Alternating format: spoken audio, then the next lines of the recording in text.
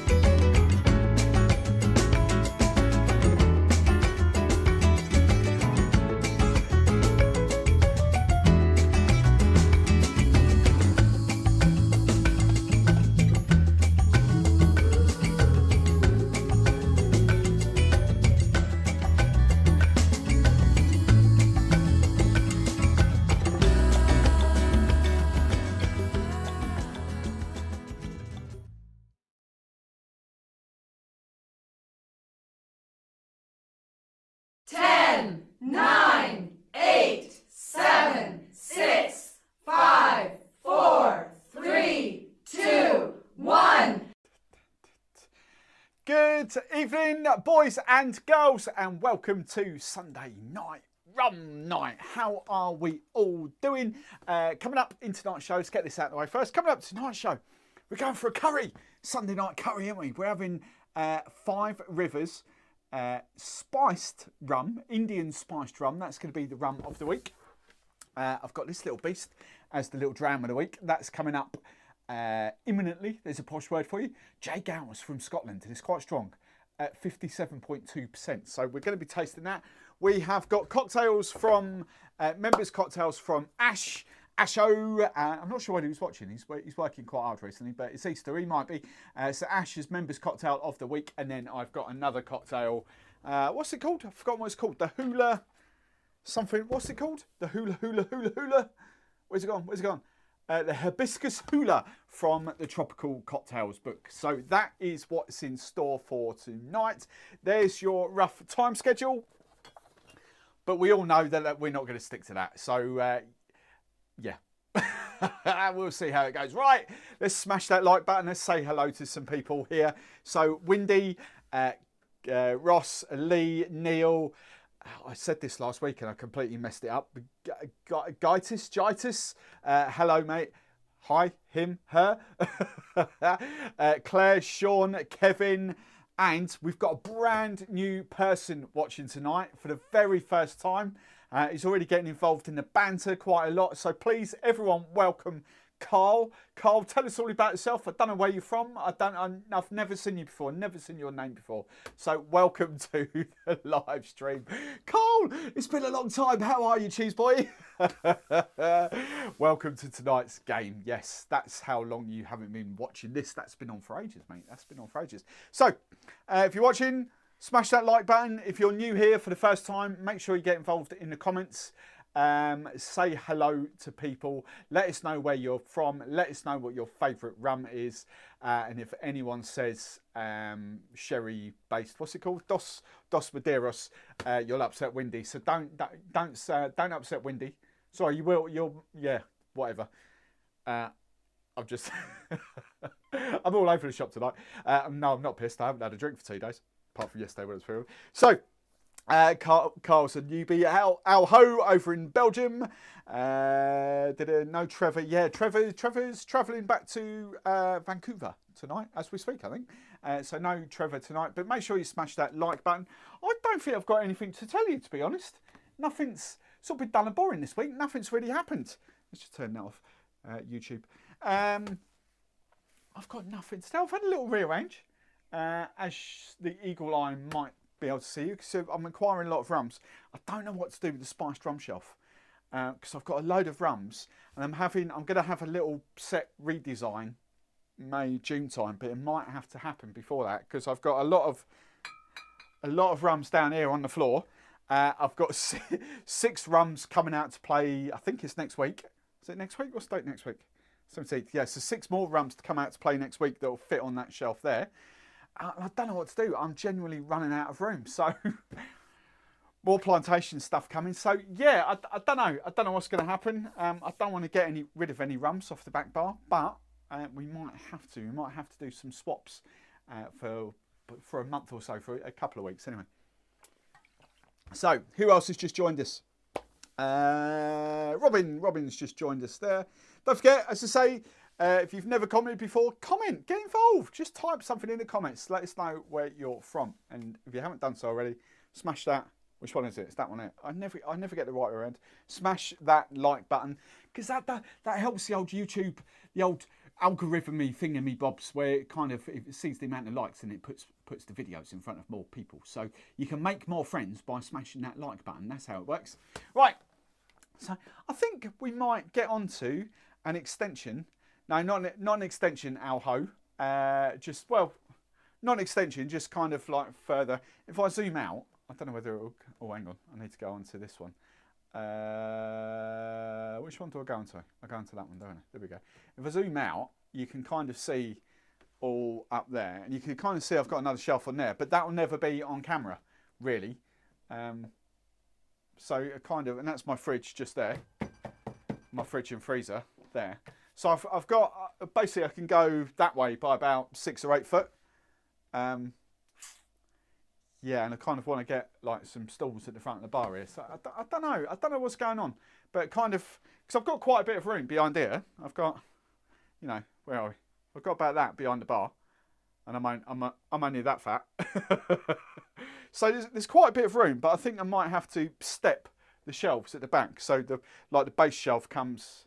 You won't see that, but comes out another sort of like that to create a sort of tiered step sort of thing. So we go boom, boom, boom, boom, boom, and I reckon I could get another 2 shelves in that way. But we shall see. I don't know.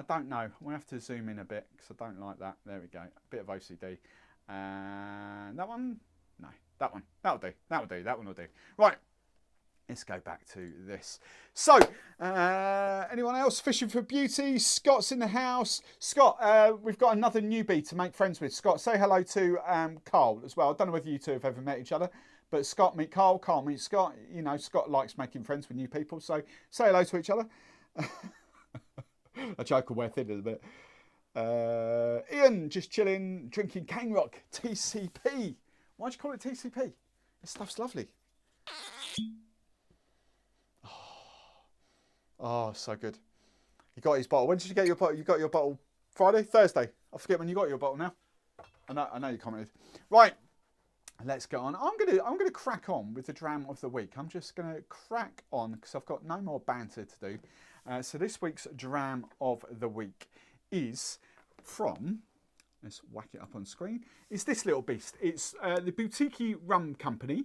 And this does come in at £44.95. So it is under the 50 quid. Makes a change for these drams. But it is sold out at the moment. But I kind of know that they will do because I think this was the second batch. No, this is batch 1. I think they've done batch 2. And there might be a batch 3. There may be. I don't know. We hope so. I've got a little bit of literature to read you out about J. Gow Distillery up in Scotland. Jeff McJeff, hello. Question: are you worried that the shelves might give up the ghost with all those bottles? No, they're solid. I could sit on those shelves. Easy sit on those shelves. Easy peasy lemon squeezy. So it's just how to get more room. Because I don't kind of like double banking them like that, because there's not that. I prefer to sort of that. Does that look better? So you can kind of see the label behind. That's what I kind of like to do. So I kind of, yeah. But there's plenty of room to do it. It's just how we do it. So yeah. It's got £50. Is that £50? 44.95 for 50 cl. Yes, Wendy. But that's like the boutique stuff. It's But J. Gow are a pretty damn good distillery. So I'll read you out the little bit of blurb. And this just came from their website. And I did a little bit of Google Map stalking.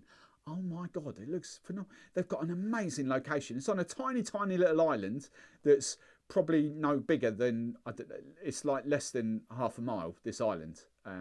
You can Google Street View, map it, sort of thing. It was really cool. And it's sort of right by the sea, but right by the North Sea up there. It just looks amazing. It's on Orkney. So this is cut and paste off their website. All of our rum is made entirely in Orkney from start to finish. High-grade molasses is imported, and then in brackets, unfortunately, they can't grow sugarcane in Scotland, obviously.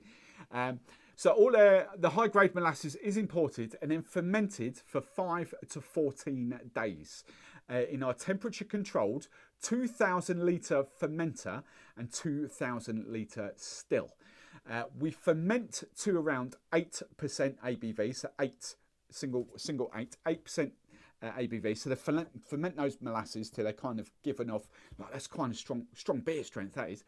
Ferment to around 8% ABV and then distilled in a stripping run to about 30% ABV. So stripping rums, we haven't really talked, because I kind of want, I've got a few distillery trips lined up. So I kind of don't want to talk too much about stripping runs and all that sort of stuff. I want to let the distillers do it because they can talk so much better about it than me. But essentially, the stripping run is the first run, the first distillation that kind of just gets rid of all the bleh. So anyone that only distills once from that, you've kind of, which not many people do, you've kind of got all the bleh sort of stuff in the rum. So most distilleries will do a stripping run. But we'll talk. I know there's a couple of distilleries that will talk really, really good about this. So I'll leave that for probably about a month's time, hopefully. And I'll tell you more about that later. But yeah, so stripping runs, take it up to about 30% ABV. And then the molasses wash is then returned to the still for a final spirit run where they'll take it up to whatever ABV they want to. We produce a range of styles using various fermentation. We produce... That's a long word. We produce a range of rum styles using various fermentation techniques with the different percentages of backset and dunder, mainly focusing on heavier, more full-bodied rums. Casks are laid down every year, only releasing it when we feel it's ready and tastes just right. We currently, I like this bit, we currently have a mixture of chestnut, virgin oak, ex-bourbon, ex-red wine, ex-port and ex-sherry and ex-whiskey casks. They don't have any sherry casks, which is kind of nice. Sorry, Wendy. Right, there we go. And I think that's it. So this one is a 57.2% ABV. What else can I tell you? I think that's all it is. This one's drawn from chestnut casks and virgin oak casks. So oak casks that have never been used before. And then bottles. So we're not going to get too much notes from like whiskey or bourbon or port or anything like that coming off in this rum, we think. I think that's all about. So you can kind of see that, basically, that little picture, I don't know whether you can see it, that little thing there if you stand in that doorway, you won't see my mouse, will you? That's a bit stupid. I'm using my mouse to point. But if you... No, that won't come in front of it either, will it? Of course it won't. If you look at that doorway and you're standing in front of the doorway, you are literally looking out onto the North Sea and the next island in Orkney. It's amazing. You need to do a little Google Street View up there. It looks absolutely stunning. Right, so let's get on and taste it. I've got the app ready to go. Hey, Stefan. I'll do a Trevor, the 30... What's that? 31 and only 4 likes. Come on, team, smash the like button. Yeah, it's because the Canadian Mafia aren't in the house tonight, but I've just seen Stefan coming in. Decky, Aaron, hello, Lee. Yeah, there you go. Lee can talk about that. Stripping run is basically to collect the alcohol. Right, so we're going to taste it using the Rum X app. Let's just flash it. I'm sure most of you regulars already know what that is, but that's what I use that way. Sorry, the Rum... God, it's always mirrored. The Rum X app, so you can download that if you're in Europe or the UK. It's not out in America or Australia or Canada or anywhere like that, but it will be. But there is a website that you can use, but it's just not as in-depth as that. So we'll go back to that. Right, I'm going to click my magical taste it button. I'm going to get my little thingy-bobby joggy out. Boutique-y. Right, so let's get rid of that. Get rid of the plastic bit.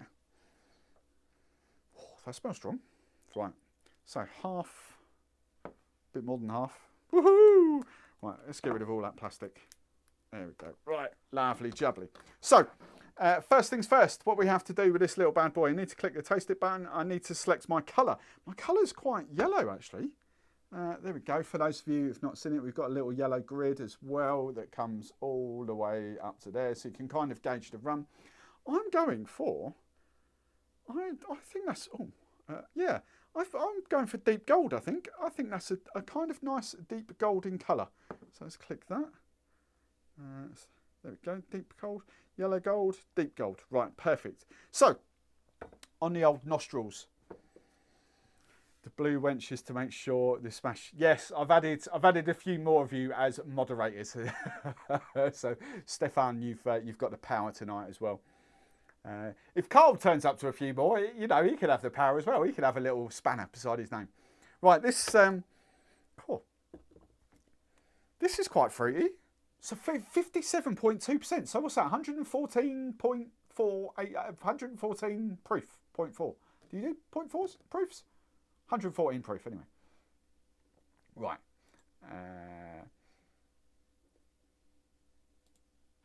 Jesus, I thought, bloody hell, I thought the whole stream had gone then. My laptop just went, right, there we go, that's better. Something's got, I think my laptop's updating. It's something, there's stuff happening in the background. I thought I'd switched it off, but there we go. Right, so there are, on the old nostrils, there are loads of sort of citrusy floral notes coming off that. But also, there is also, because of the ABV, of course there is, you know, this is flipping strong. You have got kind of sort of very strong rum notes, wood kind of notes coming off that, barrel notes. But I get quite a lot of orange. It's there's kind of like a flower. I can't work out what that is. It's something like really floral. Maybe, like, you know, when you go out when you've cut the grass, it's not cut grass, it's nothing like that. But when you go out into the countryside, is it like, it might be like elderflower or something. Something quite sweet and floral. I don't know. That's quite interesting though, because they say they're going for full-bodied rums, but that smells anything but full-bodied to me. It smells like really light column still. And I think this is pot still. I'm sure it's pot still. Yeah, this is a pot still rum. And it smells like it's light, like a column still. This is going to be really interesting.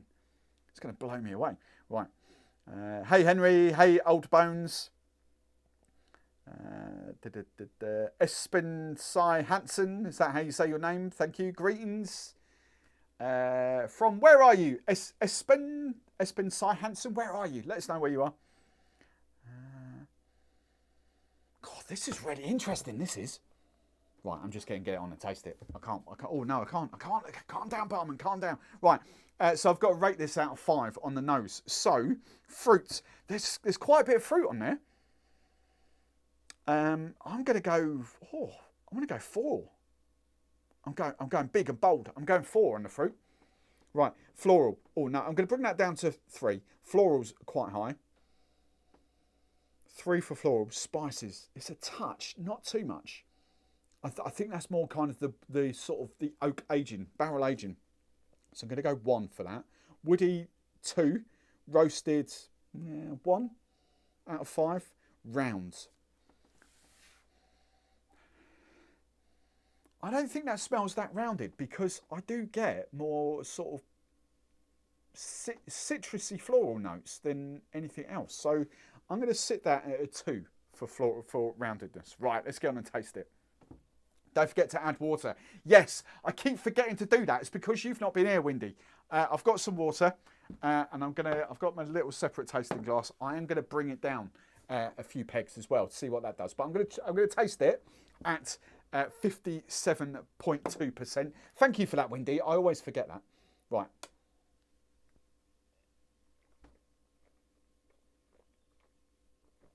Wow. Tangy citrus. I don't think I've ever tasted a rum like that before. It's quite, because of the alcohol, it's quite high tannins around your gums and your teeth. That's really, there's kind of like raspberry, it's sort of berry. Do you know what, there's a couple of you, Lee, there's a couple of you and all that in my Discord that go on about raspberry berry notes coming off like the overproofs, the Jamaican overproofs, and I never really get them. I do in this, and that's a pot still with dunder. That's kind of interesting. That may be my first experience of sort of fruity berry notes coming off a dunder pit rum, pot still dunder rum. That's really interesting. I don't get it on the smell at all. I get it on the taste.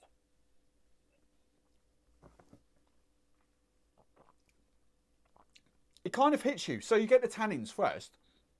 You get this honeyed sort of citrus. And it's about sort of 10, 12 seconds later, you start to get these like red berry notes. I'm gonna say raspberry. It's not strawberry or anything like that. Maybe sort of blackberry. That's really interesting. I've never experienced that before. I generally don't get it on the overproof Jamaicans. I generally don't get it. I know quite a few of you do. There is a subtle hint of spice on here. But I don't know whether it's actually a spice or whether it's the alcohol burn. I'll be honest. I like that. And that, do you know what though? I still wouldn't class that. I'd like to try some other J. Gow rums because I still wouldn't class that as full-bodied. It's quite thin actually on there, but oh my god, it's gorgeous.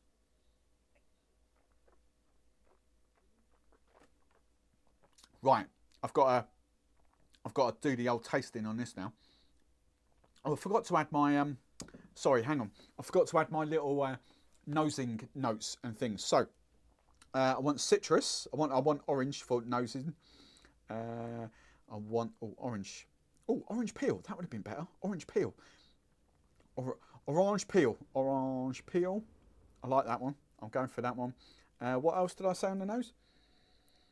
Bit of oak. Not too much though. That's thrown me now for the taste. All I can smell off that is like raspberry, and I don't get it at all. The floralness is still there. I'm gonna go elderflower. I'm gonna go elderflower, even though there we go. But I might also put floral in there as well. Floral. Yes, right. Taste. Now we can do the taste. So, taste. I'm going honey. I'm going.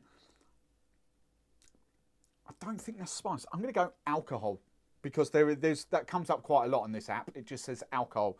And I do get that sort of alcohol burn. It's like nearly 60% ABV. So, of course. And it's a young, fresh rum as well. You know, it's not like a 5, 6, 8-year-old rum. So I'm going to go alcohol. And I'm sorry, I can't do any better than that. But I don't have too much experience with those sort of styles of rum. But I definitely get raspberry notes off that, which has really thrown me. I can see all these comments. I'm going to fly back through these comments in a second.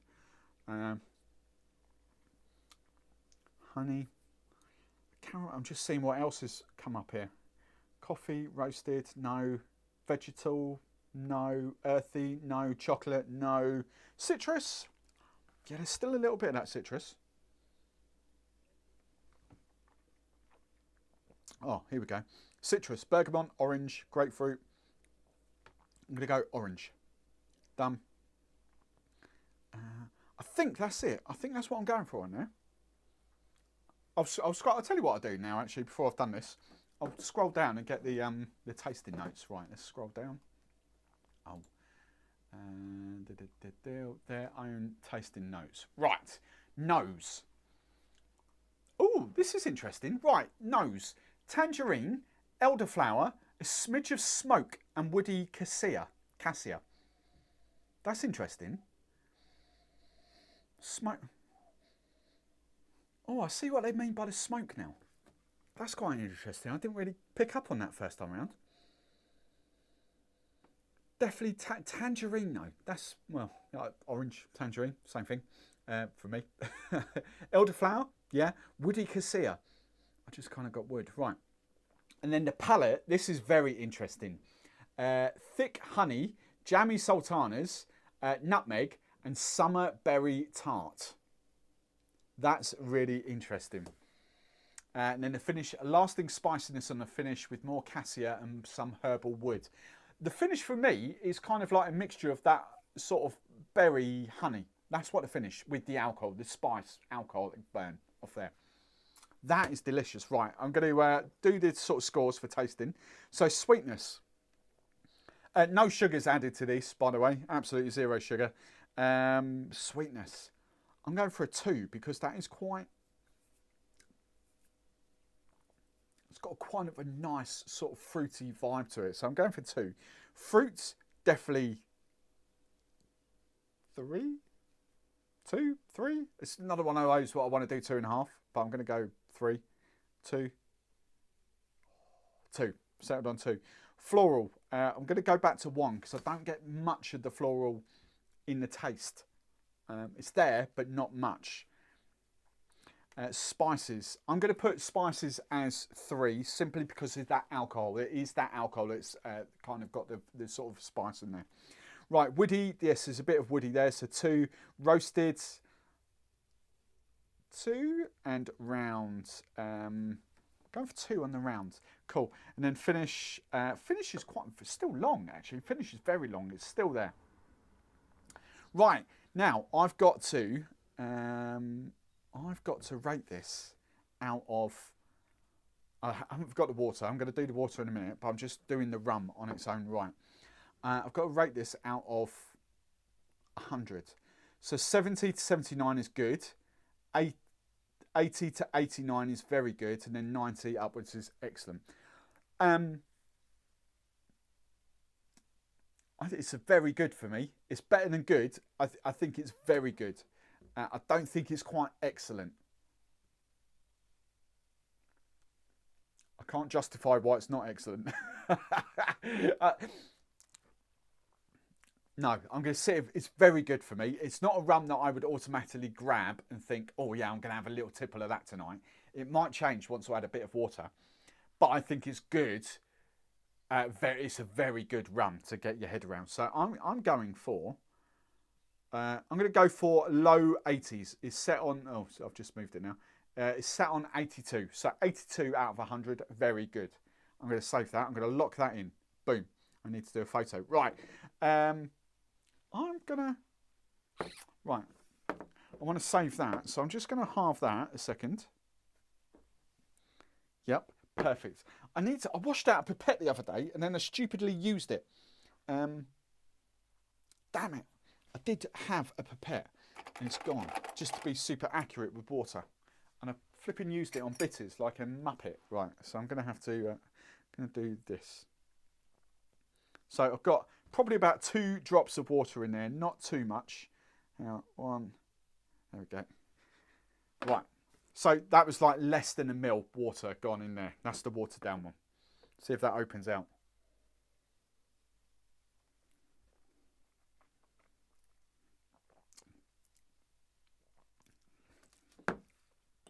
Wow. That instantly, oh, well, there's loads there. Hang on.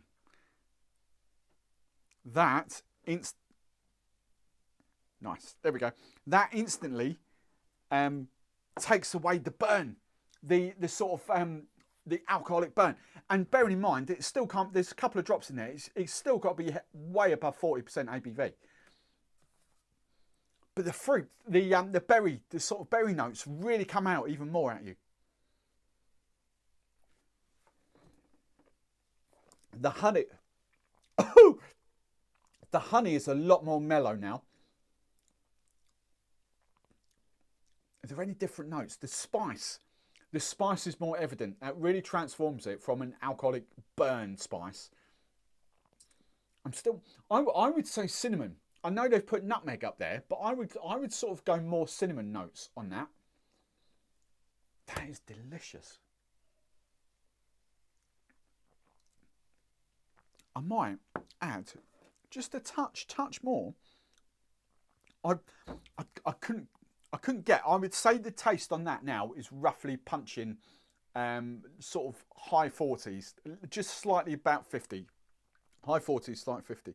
Couple more drop. Oh, that's loads again. I kind of want to. It'd be really interesting to sort of do this properly and bring it down to like 40% ABV. Kind of like measure it out properly. Right.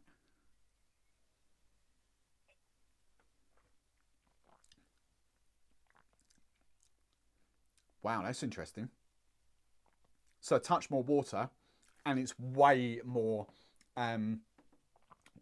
wood, oak burn. That is the fruit notes. Don't believe that. The fruit notes, the raspberry notes have almost disappeared.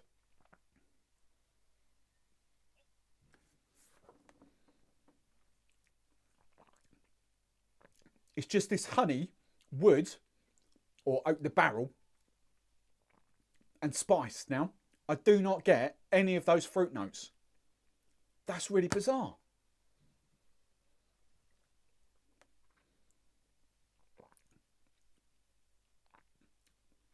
I prefer it at a higher ABV.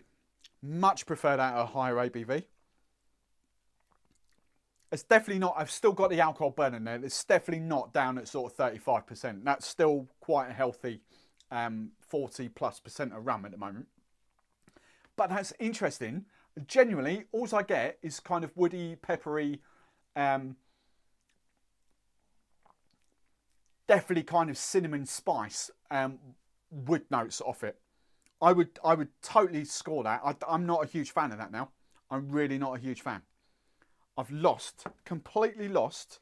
Now let's just dump that. I've completely and utterly lost. I'm not going to, because I want to revisit this. The fruit notes, the berry.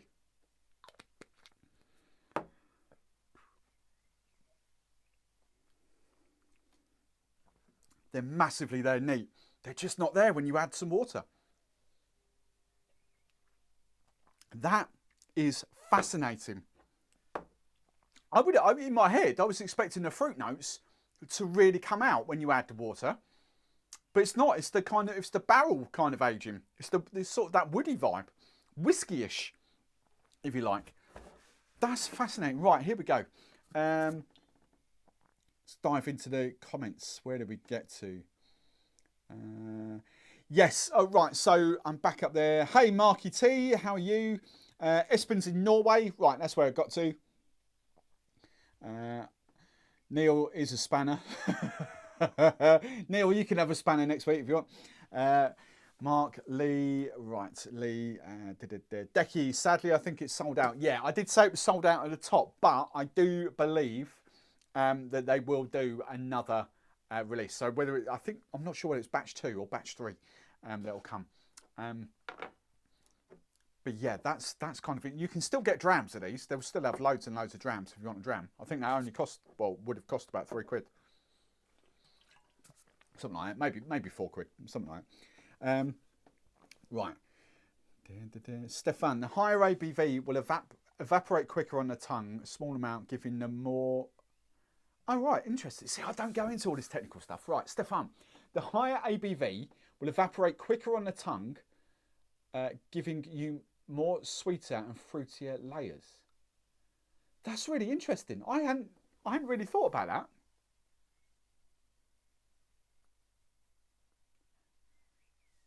So when you're bringing it down, wow, okay, I genuinely hadn't contemplated that.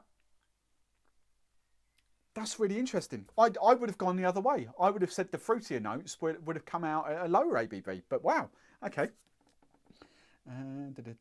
Claire, I have revenge. Why does Claire have revenge? Hey, wild child. Daz, hello Daz. Daz Mac.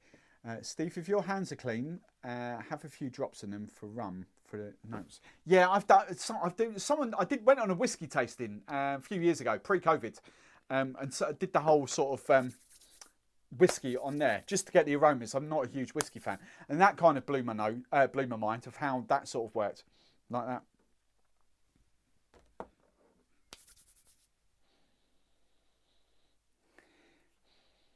Yeah, it's like fruit. The fruit honey that comes off it. Really pick up on those sort of the floral notes off that as well. It's like a nice cologne, isn't it? I'll just go. That would save me a fortune, won't it? All this rum, just have a little spritz underneath there instead of aftershave. Nice. Where are the Smash That moderators like tonight? Trevor, Kevin, Windy, they've been barred. Windy's here somewhere. I think Windy's just watching. But yeah, Trevor's back at work. Carl is flying home. Neil, right, as spanners. Trevor's really stretching that dram. It's a nice dram. Why not? Why wouldn't you? Don't think it's... Hey, Georgie. Hello, darling. How are you?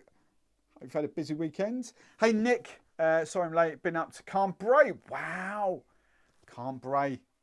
So just at the bottom of Cambrai, in Luggan Highway, that's where yours truly grew up. So just at the bottom. We used to walk up Cambrai all the time to the big sort of cross thing at the top, monument statue thing up at the top.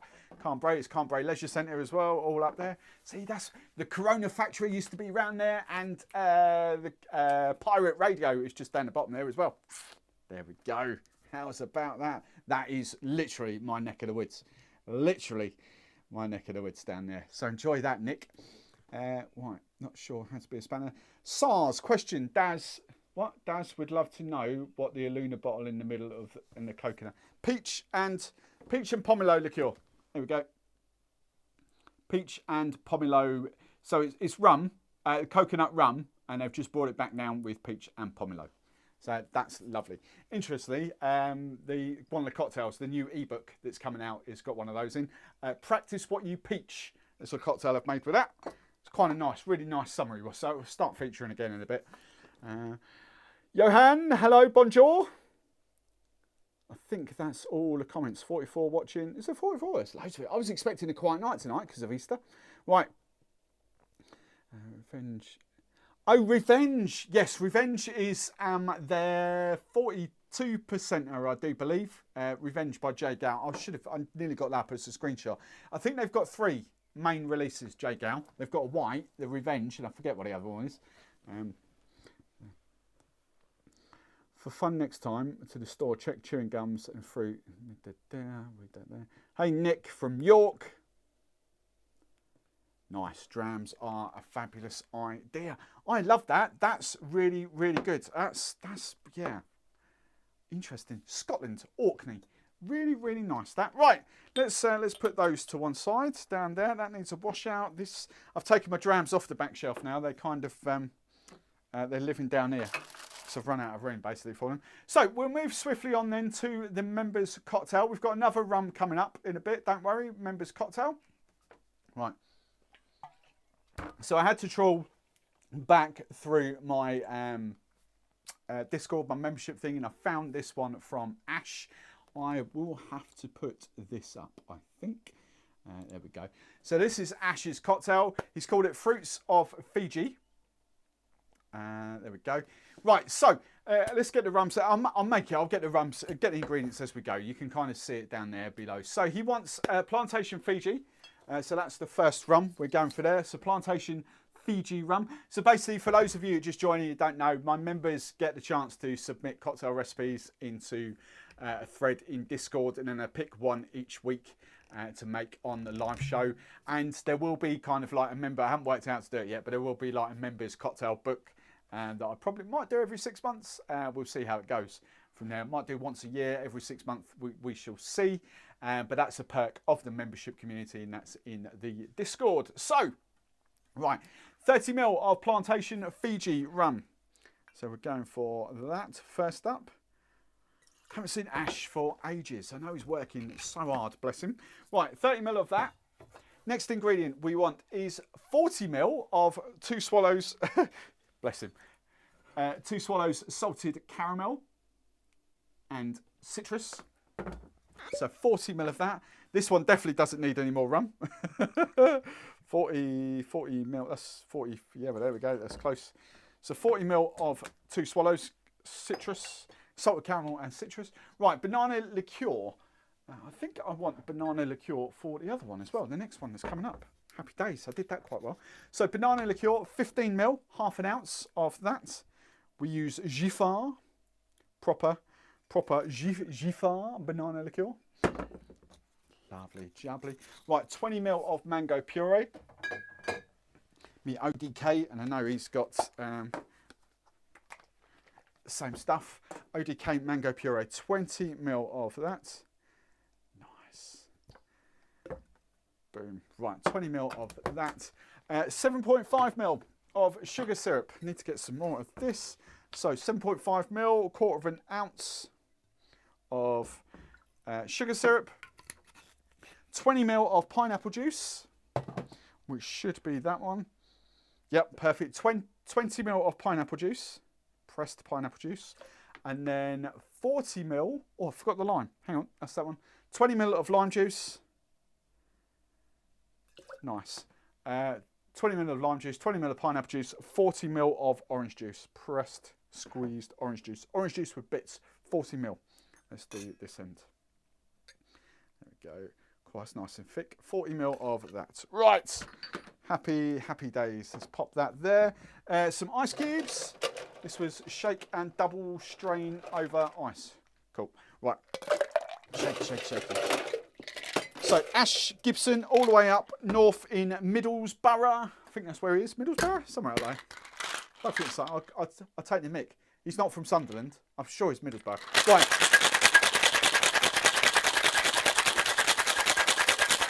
Can't shake like that. There we go. Lovely jubbly. Right. So, highball glass with some ice. That'll do. I'm just going to single strain. I'm not going to double strain.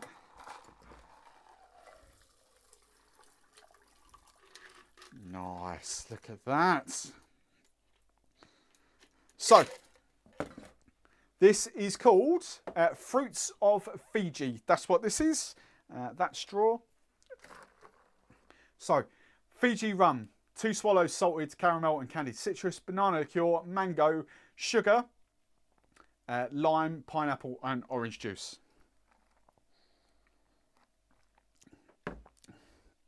Needs more rum. It does actually need more rum. That is delicious. The only thing letting that down, the only thing I would definitely change out of that, because it's kind of a fruitier punch, I want a rum that punches through a bit more. I think that is crying out for a Jamaican rum in there. Perhaps not the Fiji, although that's where the name comes from. What's it called? Fruits of Fiji. The Fiji rum is very light, very tropical, which goes into the cocktail to make it all out. But I think the pineapple and the orange is going to overpower that. And I love the kind of darker rums in there. I think, do you know what? I think if you use something like Plantation OFTD in there, or maybe even just Plantation OD, that would have been an absolute belter. I'm just going to make a note for that. I really like that. The spiced rum, you get those hint of spices and the kind of sweetness from the salted caramel that comes out there. Mummy Barman's absolutely going to love this. I just want a little touch of, just making notes, little touch of something darker in there. Dark rum. What should we go for? Because I've already got that, I'm just going to do a tiny, tiny little bit of OFTD. Not too much. There we go. It's like literally 10ml gone in there. 10ml. What's that do? I'm thinking, I haven't got it out to play yet, but I'm thinking the Worthy Park 109. It hasn't come out to play yet. It's specifically for a video. You'll see the woods there as well. There's another video coming about sort of overproof dark rums in the pipeline.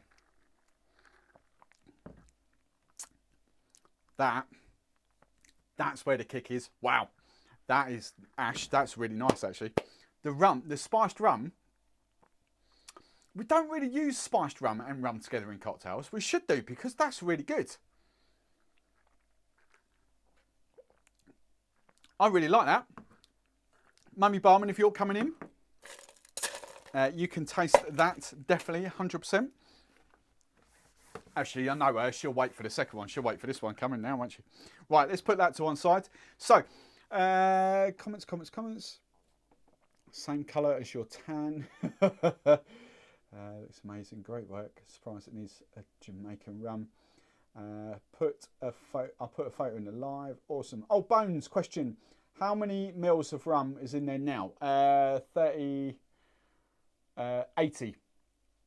mils. But there is 60 ml of juice, plus 20 ml of puree, and 20 ml of lime as well. So, you know, where are we? 60, 80. You've got 100 ml of non-alcoholic in there. So, you know, that's that. I'd be interested to make that again, actually, without the Fiji. I'll play about with that for the cocktail book, and just use a dark rum instead of the Fiji. So my head was going Plantation OD instead of the Fiji, but I'm not sure you kind of get the same tropical vibes. That's delicious. That's delicious. Right, let's move on to cocktail number 2. Let's come back to the graphics. And this week's cocktail of the week.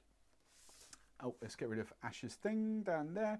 It's just purely doing for the chapters, so I can chapter them up. So for all the people that are watching back in the morning, all my Australian contingent and the Chinese and the people over in America and all that that are watching back later.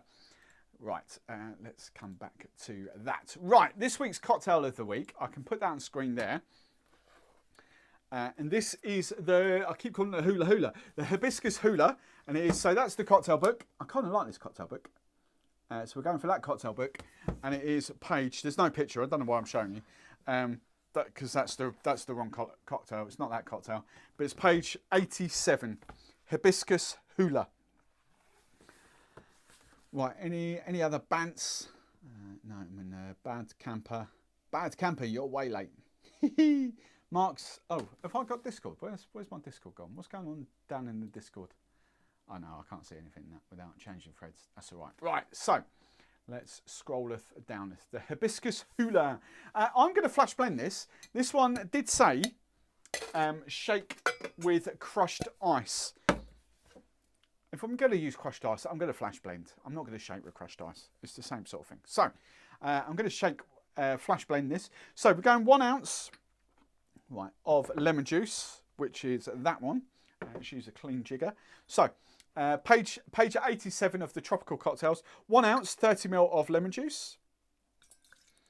And then lime juice, 22, so 3/4 of an ounce, 22.5 ml Yeah, that's my lime of lime juice. Boom. So it's quite citrus heavy, this one. Right, my orgeat, 7.5 ml. So a quarter of an ounce. 7.5, perfect. And that's just the blend. For those of you that haven't joined for ages and ages and ages, that's just ODK mixed with William Fox.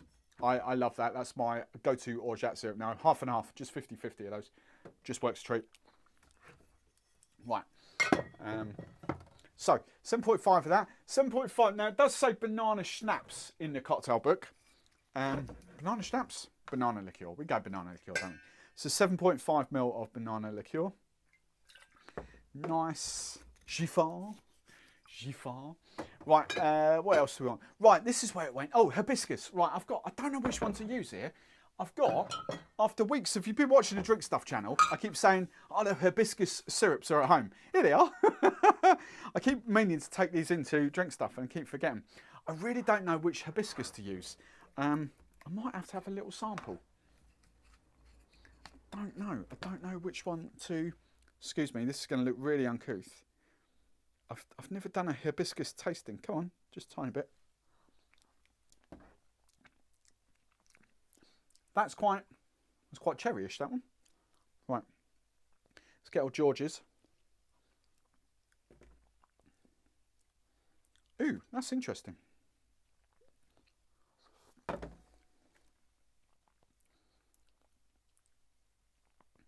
I don't know.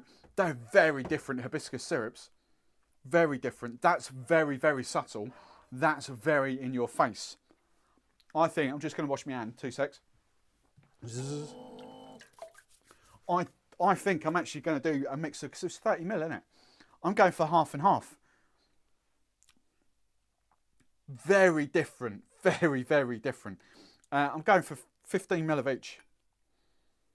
15 ml. That's a bit, yeah. 15 ml of Monin and 15 ml of William Fox. Massively different. I don't know which one I prefer. I think, right, here's the thing. I think if I did 30 ml of that would have been fine. If I did 30 ml of that, I think that would have been massively overkill. But combining them both together, I think could be bang on. Interesting. Right, so 30 ml of that. Now, the rums, sorry, we have a waffle, don't we? We like a little waffle here. Now, the rums does say Cruzan. We really struggled to get Cruzan in the UK. Always out of stock. Virgin Island rum. So, bearing in mind they're column still rums as well, 100% column still rum, I am going to use Flor de Carnia because it does say 30 ml of Cruzan light and 22.5 ml of Cruzan dark.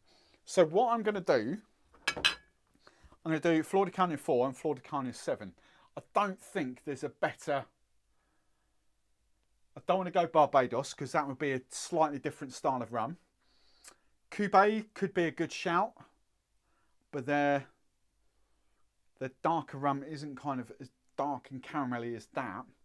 I don't want to go dark rum, and I don't want to go Jamaican. So I'm at a loss of what other rums to do. So I think I'm going to stick with Flor de Carnia. That's going to be my swap out, I think. I don't think I could do with anything else here. Plantation, no, it's a different type of rum. So I'm going to do that. So Cruzan Light, 30 ml. So 30 ml of Flor de Carnia, 4-year-old. And then I'm going to do 22.5 ml of Cruzan Dark, which is Flor de Carnia 7. So 22.5 ml, 3/4 of an ounce. Perfect. Right. Nice. I think that would do it. I think that will sit quite nicely. We hope. Right. I think that's it, isn't it? Oh, 5 ounces of crushed ice. Oh, I can add the soda in here as well because I'm just blending it out. So 30 ml of soda. That'll be fine. Right, now I can add the crushed ice. Right, crushed ice. 5 ounces of crushed ice. Oh dear, oh dear. That's a solid lump of crushed ice there. Right, 5 ounces. That's that. There we go. Specific. Lovely, jubbly. Right, let's get the old flashy blender going. Zzz. Zzz. 3, 4, 5. Lovely, jubbly. Right, and then, how did it say serve it up? Shake crushed ice. Serve in a lowball, double rocks glass. Garnish with a hibiscus flower. So, it wants me to serve in one of those, which hence the 5 ounces of crushed ice, because there's really low volume in it. Oh, look at that. Look at that. There we go. Bob's your uncle. Garnish with hibiscus flower. We haven't got any of those. We don't make enough cocktails in here to warrant flowers and all that sort of stuff. So this is the hibiscus Hula. Really interested to try this. I've got no concept of how this is going to taste.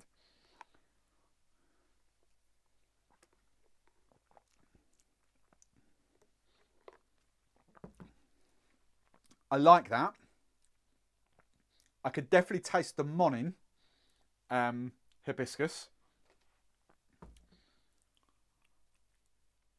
It's a lot of citrus in there as well. For me, I'd just dial that citrus back slightly. Or, I'll tell you what we can do. We can just add, I'm going for another 10 ml of William Fox's hibiscus in there. Let me just do a quick that, just to give it a stir, and that. I'm thinking that William Fox, I think the citrus and the Monin hibiscus has kind of not done it any favours. That's brought it back. Still quite citrus heavy.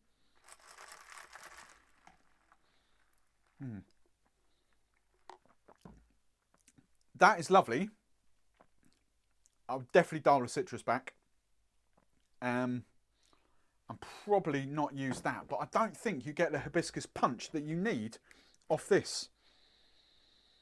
I kind of want perhaps 10 ml of the Monin and 20 ml of that would have been the better shout instead of 15 and 15.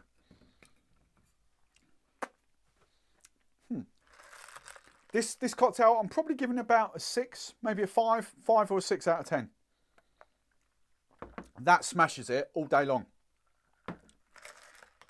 It's kind of there. Mummy Barman, if you're watching, if, I don't know, Celebrity Love Island or whatever's finished on TV, I don't know what's on Sunday night. If you want to come and have a little taste, that has got too much of a citrus kick in it for me. It's like, where are we? 52.5 ml of citrus in there. Don't think it does that any favours at all. I get it though, tiki cocktails have got a lot of citrus going on. I get that, completely get that. Right, go back to the campers. Don't forget the Kiwis. We didn't forget the Kiwis. Kiwis are in the house watching tomorrow morning. Right, where are we? Now home watching. Al Ho needs more booze. I ran out of rum because Easter is the miracle or divine retribution. Never run out with stock. Claire, if I run out of if Claire ran out, Jesus Christ. Claire's got more rum than Master of Malt. I need a vote, bloody hot. Did overcook myself. Right, there we go. Cool. So, I'm waiting for Mummy Barman. She's obviously not coming in. She's obviously not even watching. It shows you how important her son is to her, isn't it? That's what it is. So, what I'm going to do... Oh, I could drink that. I could properly drink that. That's tasty. That is proper luscious, that is. I tell you what would be a nice flip on that as well. A touch of coconut in that. That would be really, really good. Right, I'll tell you what I'm going to do. I'm going to flash up my cocktail, my next rummy thing up on screen, rum tasting. I'm just going to magically take these over to the old cocktail area, the old wash-up area, just so I can have a rinse, because I do need my cocktail shakers for this rum tasting, because there's a couple of cocktails. I don't know if you can hear this. There we go. There's a couple of cocktails that we want to try out with this Oh, I need my tasting glass as well. Right, you can come back on. So plenty there. Right, let's just rinse these out. Zzz. Nice, nice, nice. Right, lovely jubbly. Need a bar back. That's that. Perfect. That can go away. This week's cocktails. Nice. She's obviously not coming in, is she? So, they can go down there now. So this week's rum of the week, kindly sent in by Alex Cameling. For those of you, bartender extraordinaire, brainchild behind Cam & Sons, kind of like an aperitivo, aperitif, whatever you like. This is not his, so he sent this rum, it's not his rum, but he's kind of involved with bringing it to life, if you like. I've got some slides here to put up on screen about this, so I'll give you a little close-up so you can kind of see that. 5 Rivers, no idea, I'm assuming that says 5 Rivers as well, but no idea what that is, referencing down there. So this is what we're tasting. All I've done is taken the cellophane off this. We've not tasted it yet. So I'll put these on screen. I've got 3 of these just to kind of show you, just to kind of tell you what it is. So, origins and history. 5 Rivers is the first Indian white spiced rum brand refined from 5 generations of family rum productions in the Punjab. Sanghara family. Ancestry traces back hundreds of years to the northern Indian state of Punjab, which literally translates as the land of the 5 rivers. And the Punjab is the northern India. Punjab in northern India is known as the land of the 5 rivers due to the rivers that flow from the Himalayas, nourishing the fields of spiced and sugarcane. Generations. Blah, blah, blah. Oh, Mummy Barman's coming in now. You can see, oh, here she comes. Hang on, let's take this off screen. Let's take this off screen. Oh, thanks for joining us. That's all right. No worries. There you go. Give him the royal hand. There we go. We interrupt this rum tasting, finally. Oh, that's nice. That's nice. Asho, that's nice. Drum rolls, drum rolls. Oh, she's having a second sip. Gulp. That's lovely. You like that, dear? I do. But you prefer ashes. Hence you've got it in your hand and you're stealing it. So I'm left with this one. Thanks for coming. Is Lion King finished? Lion King? Yeah, what are you watching? Britain's Got Talent. Oh, Britain's Got Talent. Is that what's on TV? Oh. Was right, there we go. So there we go. Mummy Barman's had a little taste. Right, so let's go back to this. So let's put this on. So this is essentially a botanical spiced rum. It's distilled like a gin, in a sense. So they redistill the rum, the molasses rum, and then they redistill it with cardamom, cassia, cloves, coriander, and ginger. Okay, so all those 5 spices. Is that 5? Cardamom, 2, 3, 4, 5. Those 5 spices are basically gone into the rum that they've already kind of, I'm assuming, bought. I don't think it's distilled from scratch. I think it's redistilled. Don't hold me to that. But I'm assuming it's redistilled with those spices, botanicals. So it's in a style of gin, basically, a botanical rum. That's what we're going for. We use an aromatic base, the combination of molasses-based column and pot still rums. Yeah, so there we go. Sorry. And 5 Rivers is dry. No sugar is added, bottled at 40% ABV. And let's just move on to that. Oh, no, let's not do the tasting notes. I can't even see that. Right, let's come back to that. No, wrong one. Back to that. So, I don't think I've got a picture. What's that one? That's the cocktail. Right, so I'll get the tasting notes up in a bit. But that's kind of giving you. So essentially, what they've brought in molasses-based pot and column still rums, blended. It may be a blend that they've already brought in, or they may have blended it themselves. I'm not 100% sure on that. And then they kind of redistill it with those 5 spices. The extra bit that Alex did tell me. It's distilled with gin, blah, blah, blah, using a mix of 20% pot still rum and 80% column still rum. Okay, both molasses based, no sugar, everything flavouring. Nothing is added, it's just distilled. So there's no flavourings added after. So the ginger, what was the botanicals? I have to get this back up on screen now. Wrong one. The cinnamon, the cassia, the cloves, the coriander and the ginger are done during distillation. Okay, so there's no spices, no flavour compounds, nothing is added after distillation. All right, so it's done massively like a gin. Pop! Right, so I think that's all the comments. Right, hopefully these are drained. Yeah, it just smells of water. So let's have a little glug in the old glass.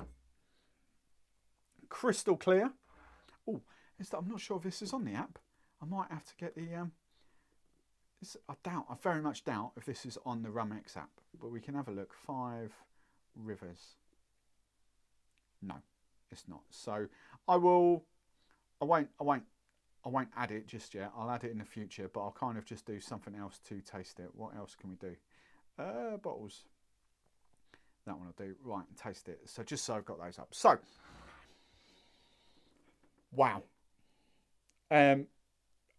All of the above. Cinnamon, ginger. That's the crazy thing. When you do stuff like botanical gins, like botanical rums, done like a gin, you just get all those botanicals. It doesn't smell curry though. That's the funny thing. You know, I called it, well, not that I would do, but did kind of call it the curry gin. It doesn't smell anything. Do you know a pear gin? It smells nothing like that. A pear gin has really got massive hints of curry to it. This doesn't. Cinnamon, ginger. What was the other ones? I've forgotten. Can I get all 5 of them on there? Cardamom, cassia, cloves, coriander and ginger. Oh, coriander. That's what that is. Coriander, yes. 100% coriander. That's what that is. Coriander, ginger, cinnamon. That's what I get off that. Not really getting the cardamom. There's nothing else to really tell you. There's no other different flavours. It's just those 3 that really hit you. Really hit you.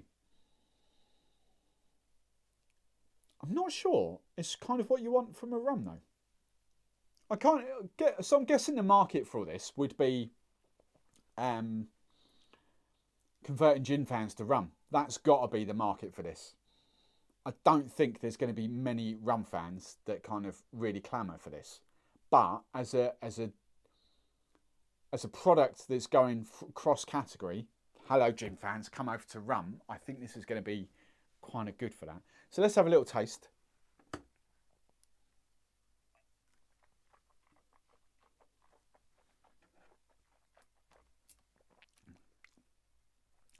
Very easy to drink. It's 40% ABV. You wouldn't know it. I would, if you gave that to me to taste and said guess the ABV, I would go down at about 25. It tastes quite thin. It almost, and I don't mean this in a bad way, it tastes almost watery.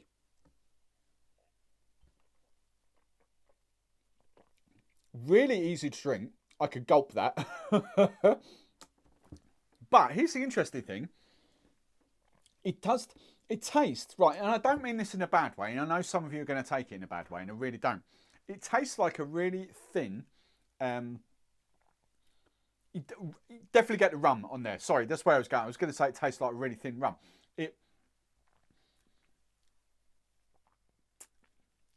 I don't know how to describe it. I really don't know how to describe it. I'm ignoring the spices at the minute because you can pick the spices and the rum. I would say there's 2 different layers there for me. So I'm kind of tasting the rum. And the rum itself feels quite thin but quite creamy. It's definitely got that creamy sort of there. The finish is quite short on it. The spices don't linger too much. But I know the market they're going for because I see these guys at the shows and all that. So NRB, they were there, they were down with me at HRC. I've seen them loads and loads of shows, like Good Food and all that sort of stuff. I think they do a lot of shows. So they do try and go general public as much as they kind of do trade and industry. But I really don't mean this in a bad way, but it is very, very thin. But it has got that creamy rum feel to it. But then the spices, right, let's focus on the spices this time around.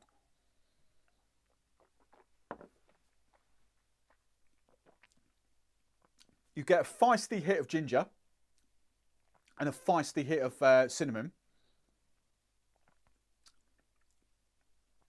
And then the ginger really comes out now after about 5 or 6 seconds. It's really there. It's really there. But they all just kind of mellow out very quickly after that.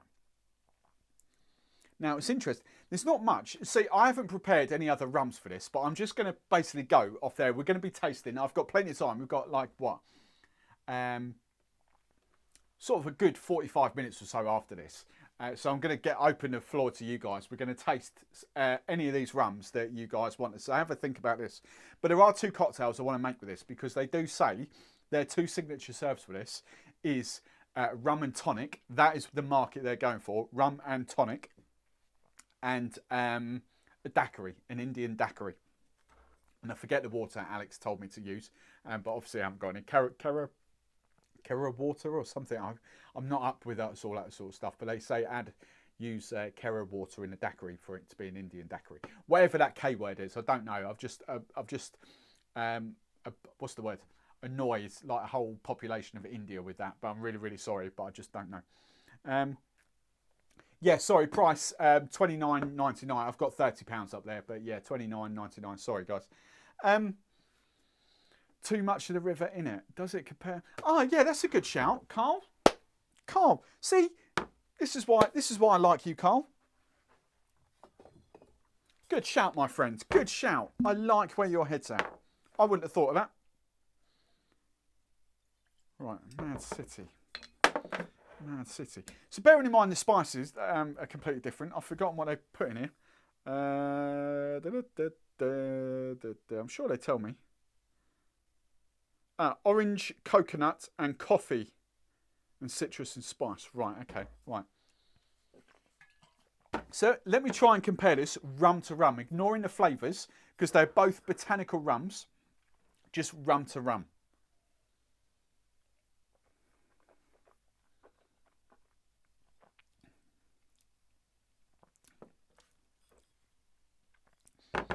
They can't be the same ABV.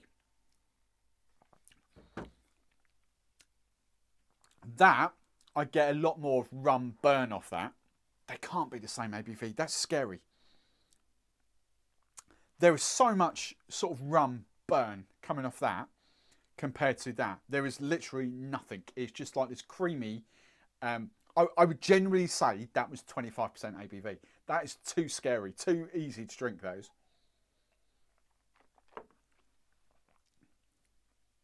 Nothing is added to that. There's no sugar to mask it. There's no flavourings to mask it.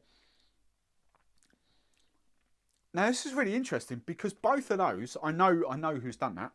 Both of those are very, very skilled at making gin. They have got phenomenal gins and other liqueurs. So I know the expertise behind both of these. Very, very different. I would say thickness on that. That's really thrown me actually.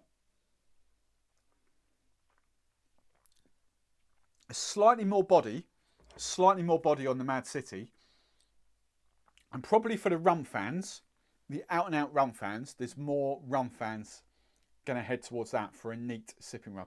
Bearing in mind the emphasis on this is a rum, not like a flavoured rum. That, you know, they don't want you to be having this as an orange coconut. And what was it? Orange coconut and coffee. They don't want you to be thinking, yeah, orange coconut and coffee rum. They want you to be thinking white rum. That's the big difference with that, which it very much delivers on that. That is a white rum with a little bit of flavour kick to it, but a very rum burst. This is a white rum that's topped definitely in a gin style, definitely with those sort of botanicals that are coming out to play. There's a shed load of ginger in that, a shed load of cinnamon or cassia or whatever they've used. But it's just thin. But I genuinely don't think that they're going for rum lovers for this. This is a great product to convert. This wouldn't convert too many people just sipping neat. This would easily convert people, that as long as they like those flavours. Now, what I am going to do, I can still taste that. There's a massive, that's really long finish compared to that. Really long finish. So, what I'm going to do, I need to get some more ice out the old... I know we can use these, can't we? We can use these. Right, so first one is a rum and tonic. This is what they want to go for. So I will kind of measure this in the interests of doing it properly, as I've got these funny glasses. So I'll just go one and Mediterranean tonic. We don't do I don't do normal Indian tonic. I should do normal Indian tonic, really, shouldn't I? Windy, if you're still on. Oh, there he is. Oh, look, I want a bottle now. Love Indian. Right. See, I know, what I was going to say, I know Windy loves his rum and tonics as well. So this one is essentially aimed at you, Windy.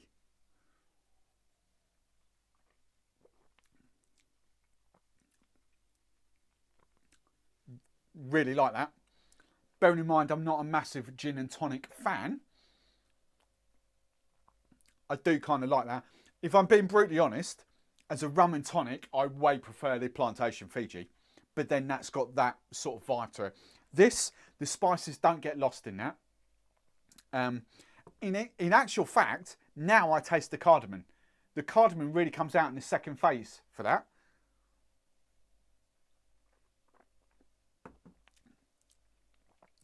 I would perhaps, that's because it's that refreshingly light. I was going to say, I would perhaps want just a touch more sweetness to that. The full fat Mediterranean tonic. That's perhaps what I want. But I tell you, I can fix that. I won't add too much. You know me, I don't do these refreshingly lights. They're little cans, they're useful in all that. But I do prefer the full fat stuff. Even though my belly can't handle it. Just a touch sugar.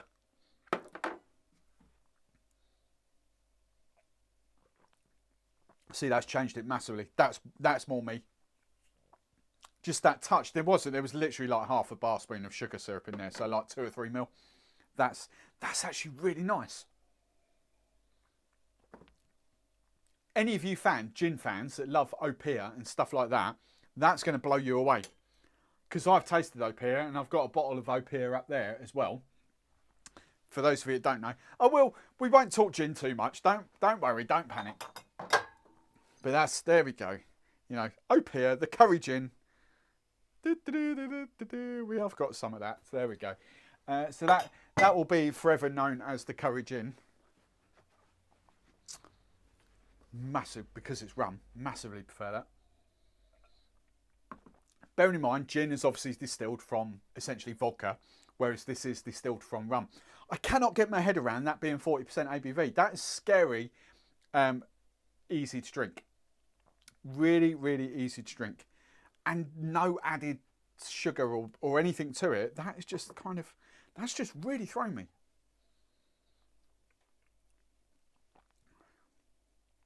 It's just very thin. And that's not a bad thing, it's just very, very thin. Right, the other cocktail Alex wanted me to try. Hang on. Let's just catch up with the comments. Not too much Indian, Windy, or your name, I'll change it, Benny. Curry syrup. Is it gin in rum clothing? Yeah, but there's this whole... who's that? Old Bones. This is what this whole movement of botanical rums are. Because I get it from a business point. Because I'm a small business myself. So I get it, and I'm in the industry. I've not got a problem with these botanical rums because we knew that the gin bubble was going to burst. Of course we did.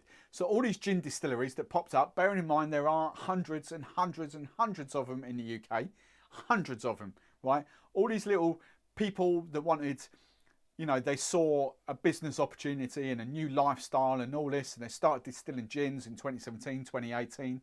Well, of course the bubbles burst. So what do they do now? They have to diversify. So as I said at the top of the year and late last year, you are going to see by the end of this year, a bigger influx of botanical rums. And I don't disagree with that. You know, these guys, Warner's,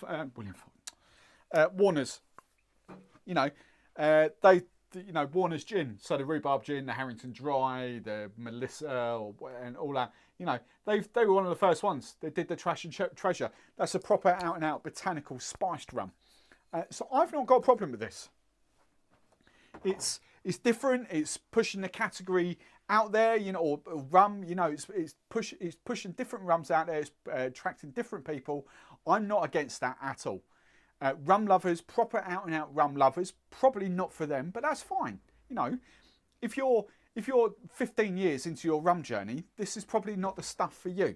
But if you're brand new to your rum journey, you're just exploring and stuff like that, this is exactly this sort of stuff. So, yeah, is it gin in rum clothing? Yeah, it is.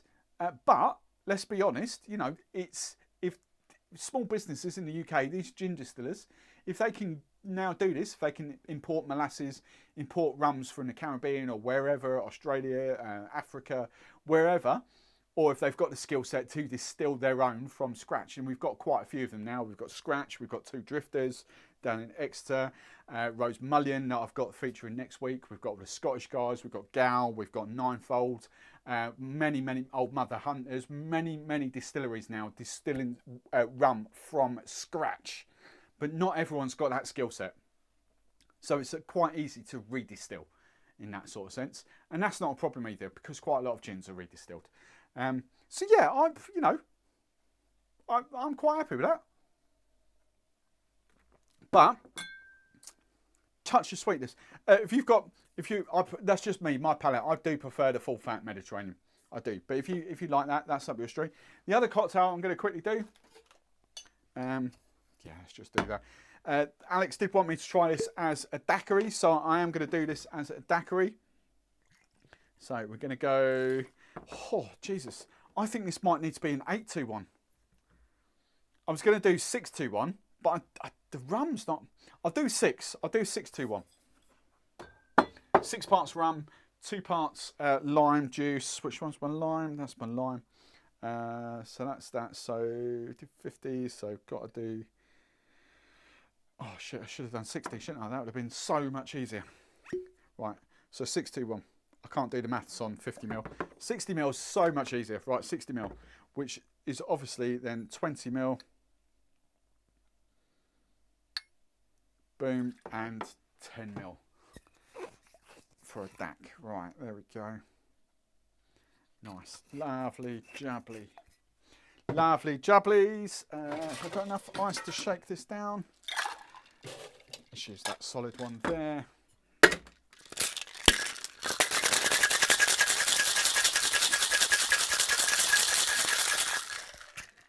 Be helpful if I added the sugar.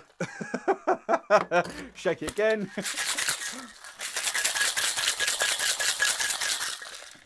Right, nice. And I want that, so my strainer's now over here. Nice. Right, so do we get the curry vibes off curry daiquiri?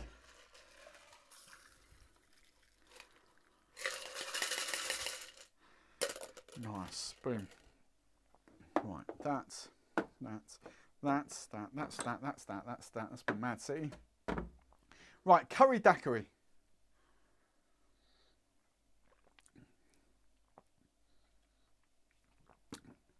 That's interesting. Wow, big hits of big hits of ginger and cinnamon straight on the mouth. That's an interesting daiquiri experience, that is. And you loyal guys, you in my membership and the guys that watch my videos quite a lot, a style of daiquiri that's sitting with me because that is very, very light. It hasn't got that kind of aged cloyiness that I don't do. I don't do moody daiquiris. Although, stay tuned for the video, not this Tuesday, the following Tuesday, because I might be converted onto a couple of moody daiquiris. And that was filmed yesterday. I love light, crisp daiquiris. And as that still doesn't punch through. I would love to see that at kind of 52% or something like that. It just needs that. For me, for that to be a perfect rum, if that is 40% ABV, that needs to be higher. That's the only downfall I can make with that, because I could literally drink this like tap water. I get more kick, right? Hang on, this is going to be interesting. Not the greatest comparison, but these are my rum liqueurs. 28% ABV rum liqueur. I genuinely 100% get more rum kick off that at 28% than I do off that at 40%. That's bonkers. That is absolutely bonkers.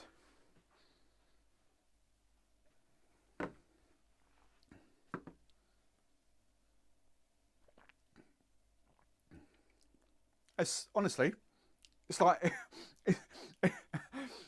it can't be 40%. It can't be. That's insane. That I do really like that. As I say, it's not for the rum market. It's not for the rum out and out rum fans. I get that.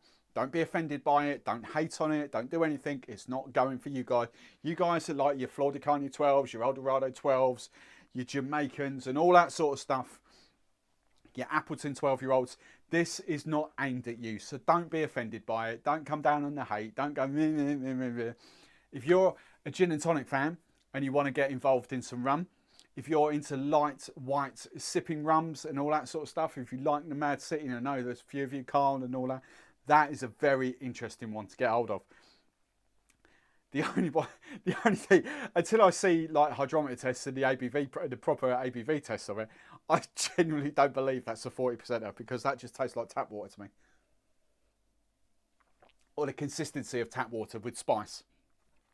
But that's how well that's made. Perhaps I do, in hindsight, perhaps I do want more rum notes to it. I mean, that Mad City, I get way more rum notes of it. But what do I enjoy? Probably sipping neat. But then, you know, they're trying to be two... I'm trying to compare them, but they're trying to be two different things. The Mad City is trying to be an out-and-out white sipping rum, or white rum for cocktails, whereas this is going for a spiced and massively in-your-face spiced rums.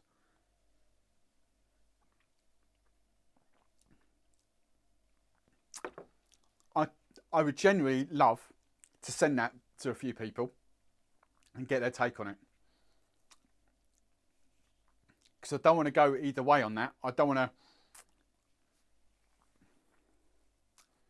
That's really interesting. I'm going to taste that again tomorrow. I really am. I don't believe it's 40% ABV. It's very good. It is very good. It can't be 40%. It's like a ginger cinnamon water.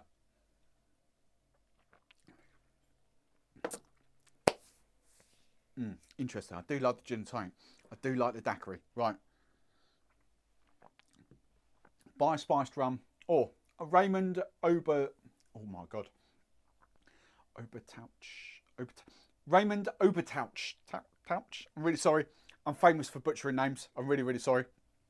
But there we go. Raymond. I'm just going to call you Raymond. Buy a spiced rum or add spice to a favourite rum. Your thoughts? I know that's a general question, so everyone can dial in there. I can't be asked. I can't be asked to flavour my own rums. I'd much rather buy and let people with the skills and expertise much rather try their rums. And all right, I'm in the luxurious position. I'm not saying this to rub it in. I am in the luxury position where brands do send me stuff, so I rarely pay for stuff. So I have got that going for me.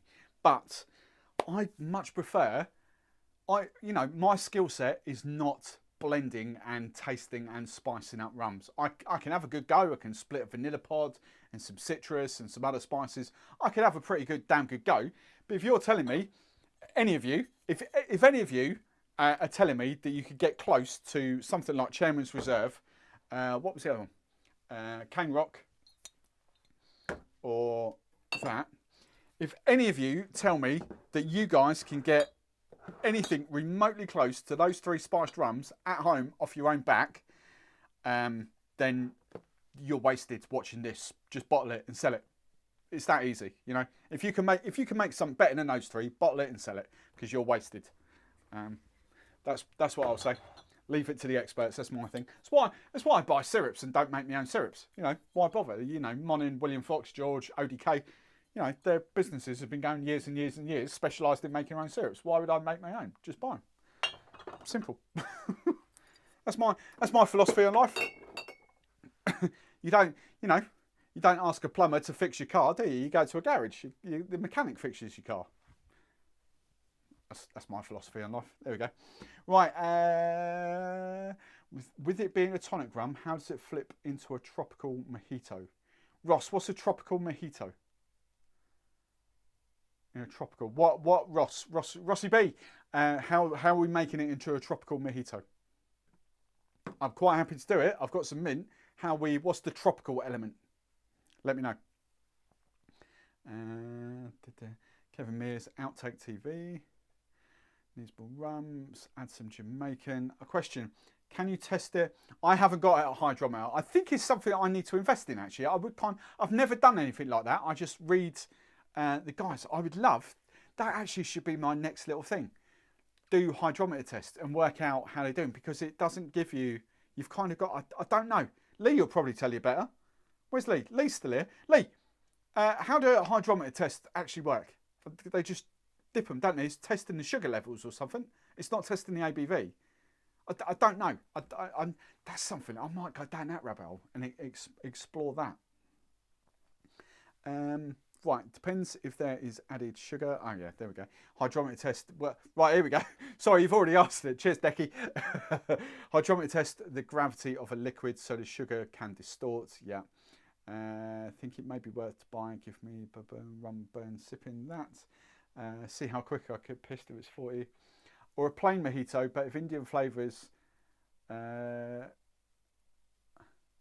mauve, mango, plain, or with coconut. I like your style. Right, we've got plenty of time. I'll tell you what, I am still up for doing a rum tasting to take us up to 10 o'clock, but I am Fort Ross, because that's a good shout. He says, yeah, here we go. For young Ross, and I've got crushed ice there. Let's rock out. I know one of these is open. That'll be, it looks like the best one. Let's rock out some mojitos. Some mango mojitos. Alcohol, thanks. I favour Jamaican rums. We'll try adding some. Right. That looks like a nice sprig. Let's get that. Right. So.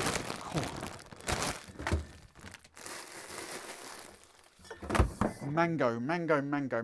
I'm going to use. Well, I've already cracked it out. I'm going to use the mango puree. To be fair. I want a nice tall glass. That'll do. Right. 1, 2, 3. Let's get rid of that. 4, 5. Happy days. Mango mojitos. Nice. Boom. Lime. Yep. Chung, ching, ching, ching. So lime. A bit of mango. I might need to just balance this with a little bit of sugar. Boom. Boom, boom. This could be a great shout. Mango curry. Because mango chili is phenomenal. So mango and... Right, there we go. So...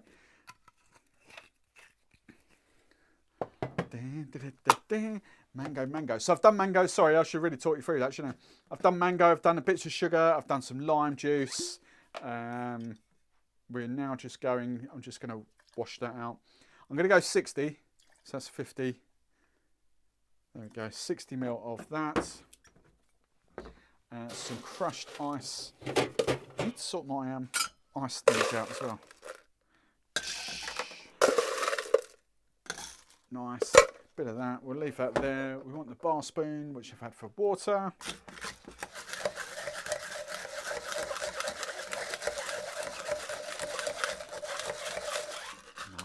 Nice.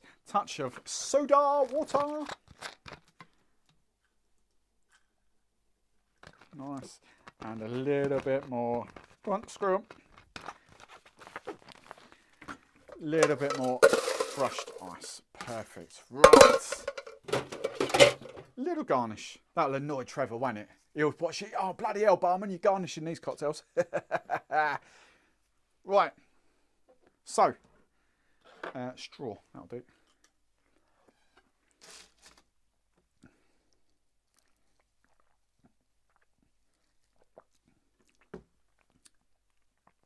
I like that. I really like that. You get that lovely sort of ginger and the cinnamon that comes through. Mango was a great shout. I'm not sure what else you said. I just stopped reading it. Mango. Or a plain mojito, but of Indian flavours. I don't know what mauve mango. I'm sure that's a typo, but mango plain or with a bit of coconut. Coconut might have been a good shout as well, but mango definitely rocked. That is a great serve. Because I love, one of my favourite flavours, and I say it all the time, probably coming out 3 times this week on drink stuff videos, mango and chilli. Margarita video you've got coming up. I've done the mango and chilli in there. I love mango and those sort of feisty notes. Chilli specifically, but ginger works amazingly with that. That is very good. I prefer that to the daiquiri. Mango daiquiri would have been good.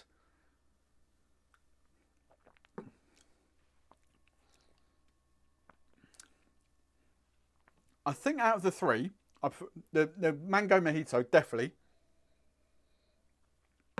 The sweetened up tonic, so not the refreshingly light stuff, but the full fat, because I've added like a little bit of sugar, is second, and the daiquiri third. The daiquiri doesn't really hit the spot for me. It's there, it's all right, it's nice.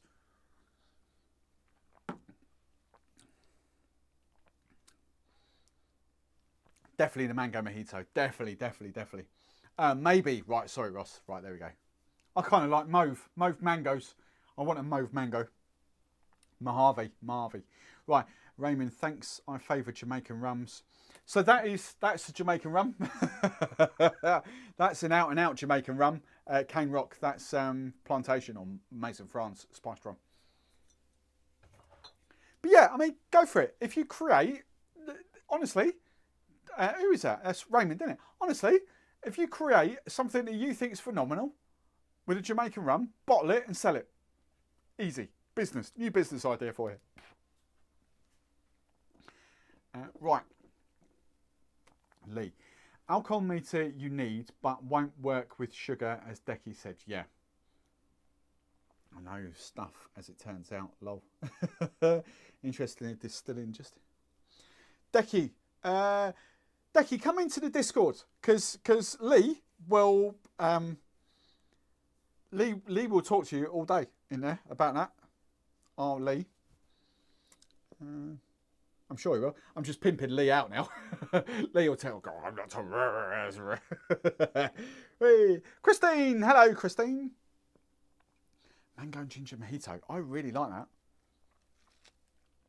And, as much as I don't want to put ash down earlier, this is my favourite cocktail of the night. By a mile.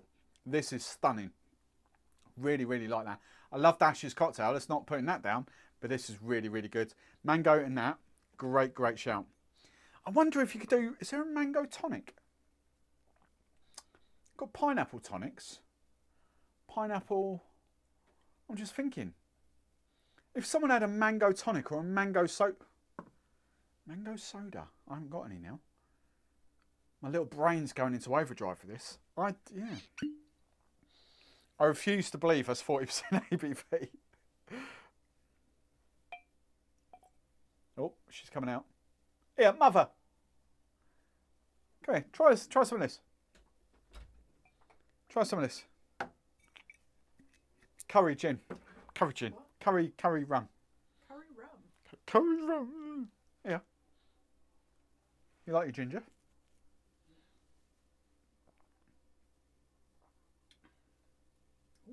Oh! What have you got there? Are you not watching? No. Why are you not watching? 'Cause I'm busy. She's busy. Jesus Christ.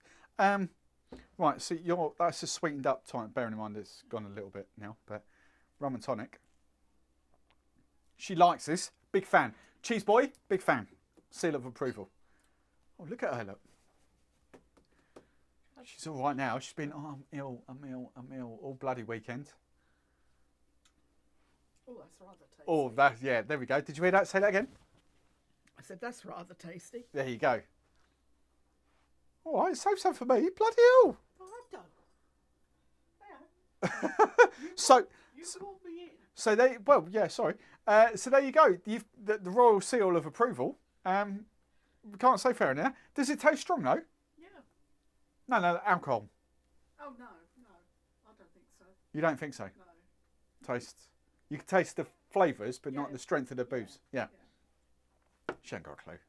She's just agreeing with whatever I'm saying. Yes, Stephen. Yes, Stephen. Yes. Well, it isn't strong. He isn't strong. I don't think he is. Far from it. Yeah.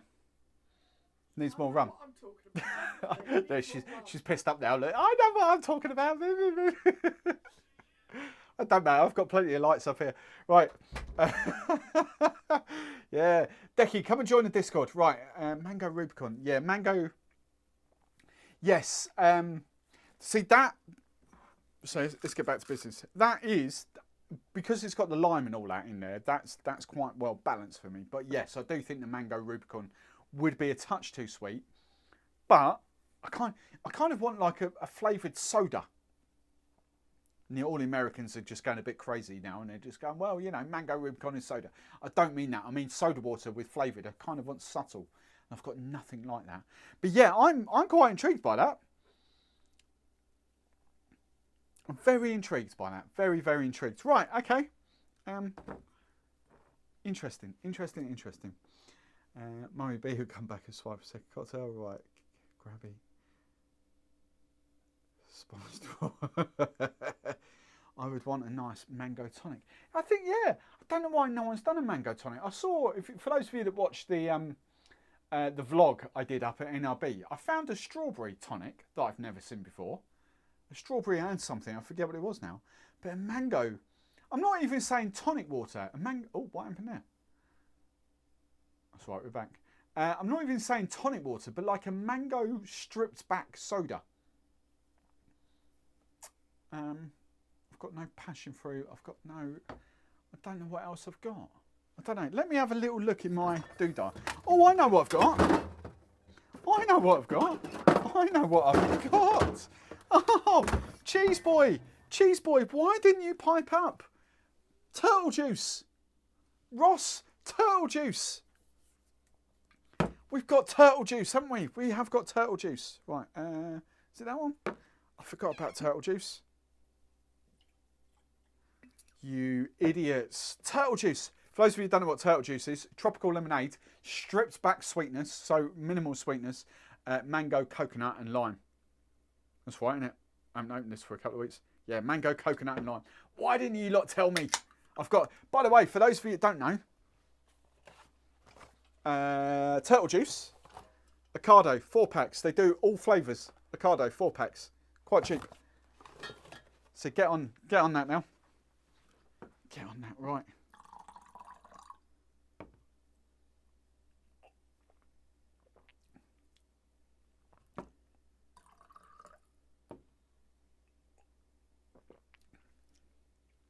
Oh, that's really good. That's really good. It's those spices, those kind of spices. Just a touch more.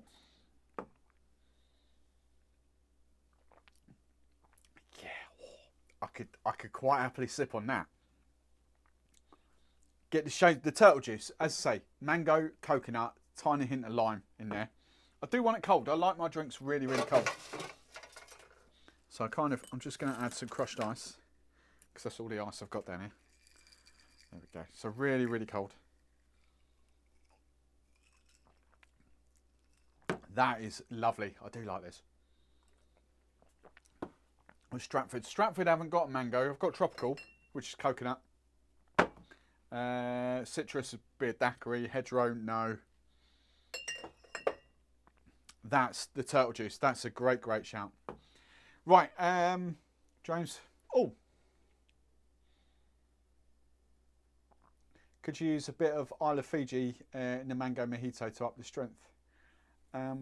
You could add a bit of anything, to be honest. To be fair, legally, that is 40% ABV. There's no way it's not 40% ABV. So you could argue, do you need to up the strength? I guess it'll be the true test in like half an hour or so if I'm a little bit tipsy after guzzling all this. But it doesn't taste that strong. That's the thing. You could add Fiji. It's something I wouldn't. The flavours would be wasted on there completely. You know, if you're going to add something, at least add like some rum bar silver or something to it. You know, there's no, or even rum bar overproof. To be fair, you know, I wouldn't bother add. That's gonna absolutely add nothing to that drink at all in the slightest. But yeah, right. Yorkshire tonic, strawberry and pomegranate. There, that was it. Elixir blood orange and ginger. Blood orange and ginger could be a good shout. Have I got plenty? I've got an old bottle of blood orange and ginger. Let's crack that open. I need some more ice. Let me get some more ice out. Here we go. Let me do another. Blood orange. It's an old bottle. I've just brought the old bottles to the front. So elixir, blood orange and cinnamon. Cinnamon. Shut my freezer. Oh. I was going to do another rum tasting, but I've got 15 minutes left. Blood orange and cinnamon. Cinnamon. It's kind of interesting. Right. Leave that. It's room temperature. It's not chilled.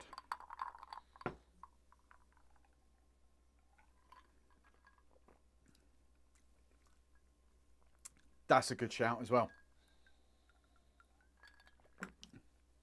That's a very good shout. That's a cracking shout. I wish I'd got a new bottle there. Oh, I've got a new bottle. Oops. There it is. Oops. I just got a load of old bottles as well. So that's, for those of you that can't see what this is, let me come in front. So that's the old bottle. Elixir. The old, oh, flipping hell. There we go. It's got my face. It's focusing on my face. There we go. It's going to focus. Sort of. And there we go. That's the. Come on, focus. No, it's not going to flip in focus, is it? Perhaps if I stand here, will that focus like that better? Yeah, there we go. Look. It's Elixir Blood Orange and Cinnamon Tonic. Yeah, that's is that one? That's a really good shout. So, anyone got any further questions? I'm hoping I can track down 5 Rivers in Vancouver. I'm not convinced you will, Christine, but you never know. Pineapple and cardamom. Franklin's. Yeah, that might be a good shout. Pineapple and ginger? Pineapple and ginger would be a good one. I've not got any, but I've got the mandarin. I've got plenty of the mandarin and ginger mixes. But I'm not thinking, which I should have done. I've got, this one's empty. It's the only bottle I've got of the pineapple Franklin's. It's empty. There's nothing in there. I've just got the lid. But I have got the orange and ginger. Mandarin and ginger. But then, yeah, I'm kind of, yeah. Just trying to think what else. What are the mixes? I'm trying to think of you guys with bars, young Kevin and Rachel and Sam and James. Kevin, I've not heard from Rachel and Sam and James. Hope they're well. Oh, look out. Oh, Ken's in the house now. Ken, thanks for joining us. We're now finishing the stream. Ken, see you later. I'm joking. I'm still here for a bit. Ken, we are, if you've just joined us, Ken, we are tasting Indian spiced rum. I'm not sure. I think my mango mojito is still my favourite. But I massively prefer the blood orange and cinnamon tonic over the Mediterranean tonic with that. That's a great drink. Look, I don't think... Oh, I forgot my turtle juice as well.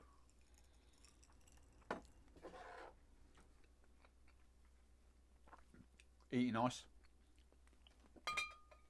Right, I don't think these guys are in the market to drink that rum neat. You could do, but I like gins don't sell their gin to drink neat. They sell their gin as a gin and tonic, and that's what this is going for. Even in the marketing blurb, where's the marketing blurb? Is this one? Is it this one? No, it's this one. Oh no, it's what he said. No, sorry, it's what Alex sent to me. He said it is distilled like a gin, botanical. So their emphasis is on gin. That's their emphasis. And when that comes with tonic and mixers, I think they're going to. I think it's a completely different category, but I think they'll do quite well with this. The one thing I did get up was the tasting notes. What do the tasting notes say? I've got to lean over the bar now. Has a rich stewed fruit and candied citrus spiciness. I wouldn't say that. Really? Taste sweet clove and cinnamon on the palate, leading to clean, dry, aromatic cardamom spice. The finish, long, warming, peppery finish coming from the ginger. I wouldn't say long finish, but I would say ginger finish. I don't think it's got a long, warming finish. It's got a ginger finish to it. But yeah, 30 quid. It's a small independent brand. 30 quid. You know, some bloody old Whitley Neal gins are what, 26 quid. So 30 quid for that. Yeah, I think that's a great selling point for pubs and bars. Not one for rum. Look, let's clarify this. Not one for rum lovers at all. It's not a rum lovers rum. It's not even aimed at your market, so ignore that.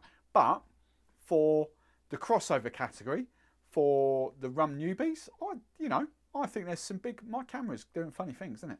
I think there's some big fun to be had with that. Really do. Mango mojito. Can you imagine that on a cocktail menu? An Indian mango and a spicy mango mojito. Simple. Especially for you guys if you've got William Fox mint syrup or mono mint syrup or whatever. And that's where your mango Rubicon would come out to play. That, mint syrup, lime, mango Rubicon. Job's a good 'un. Job's a good 'un. There we go. Right, are we getting into any questions? Christine, you won't get Lixer in Canada. 100% not. They are very much a small UK brand. Let me scroll up here. Let me make some room on the old bar counter so I can lean. I can comfortably lean. Right. Yorkshire tonic. Right, there we go. Lixer blood orange ginger. Went down that. You can edit the comments, Kev.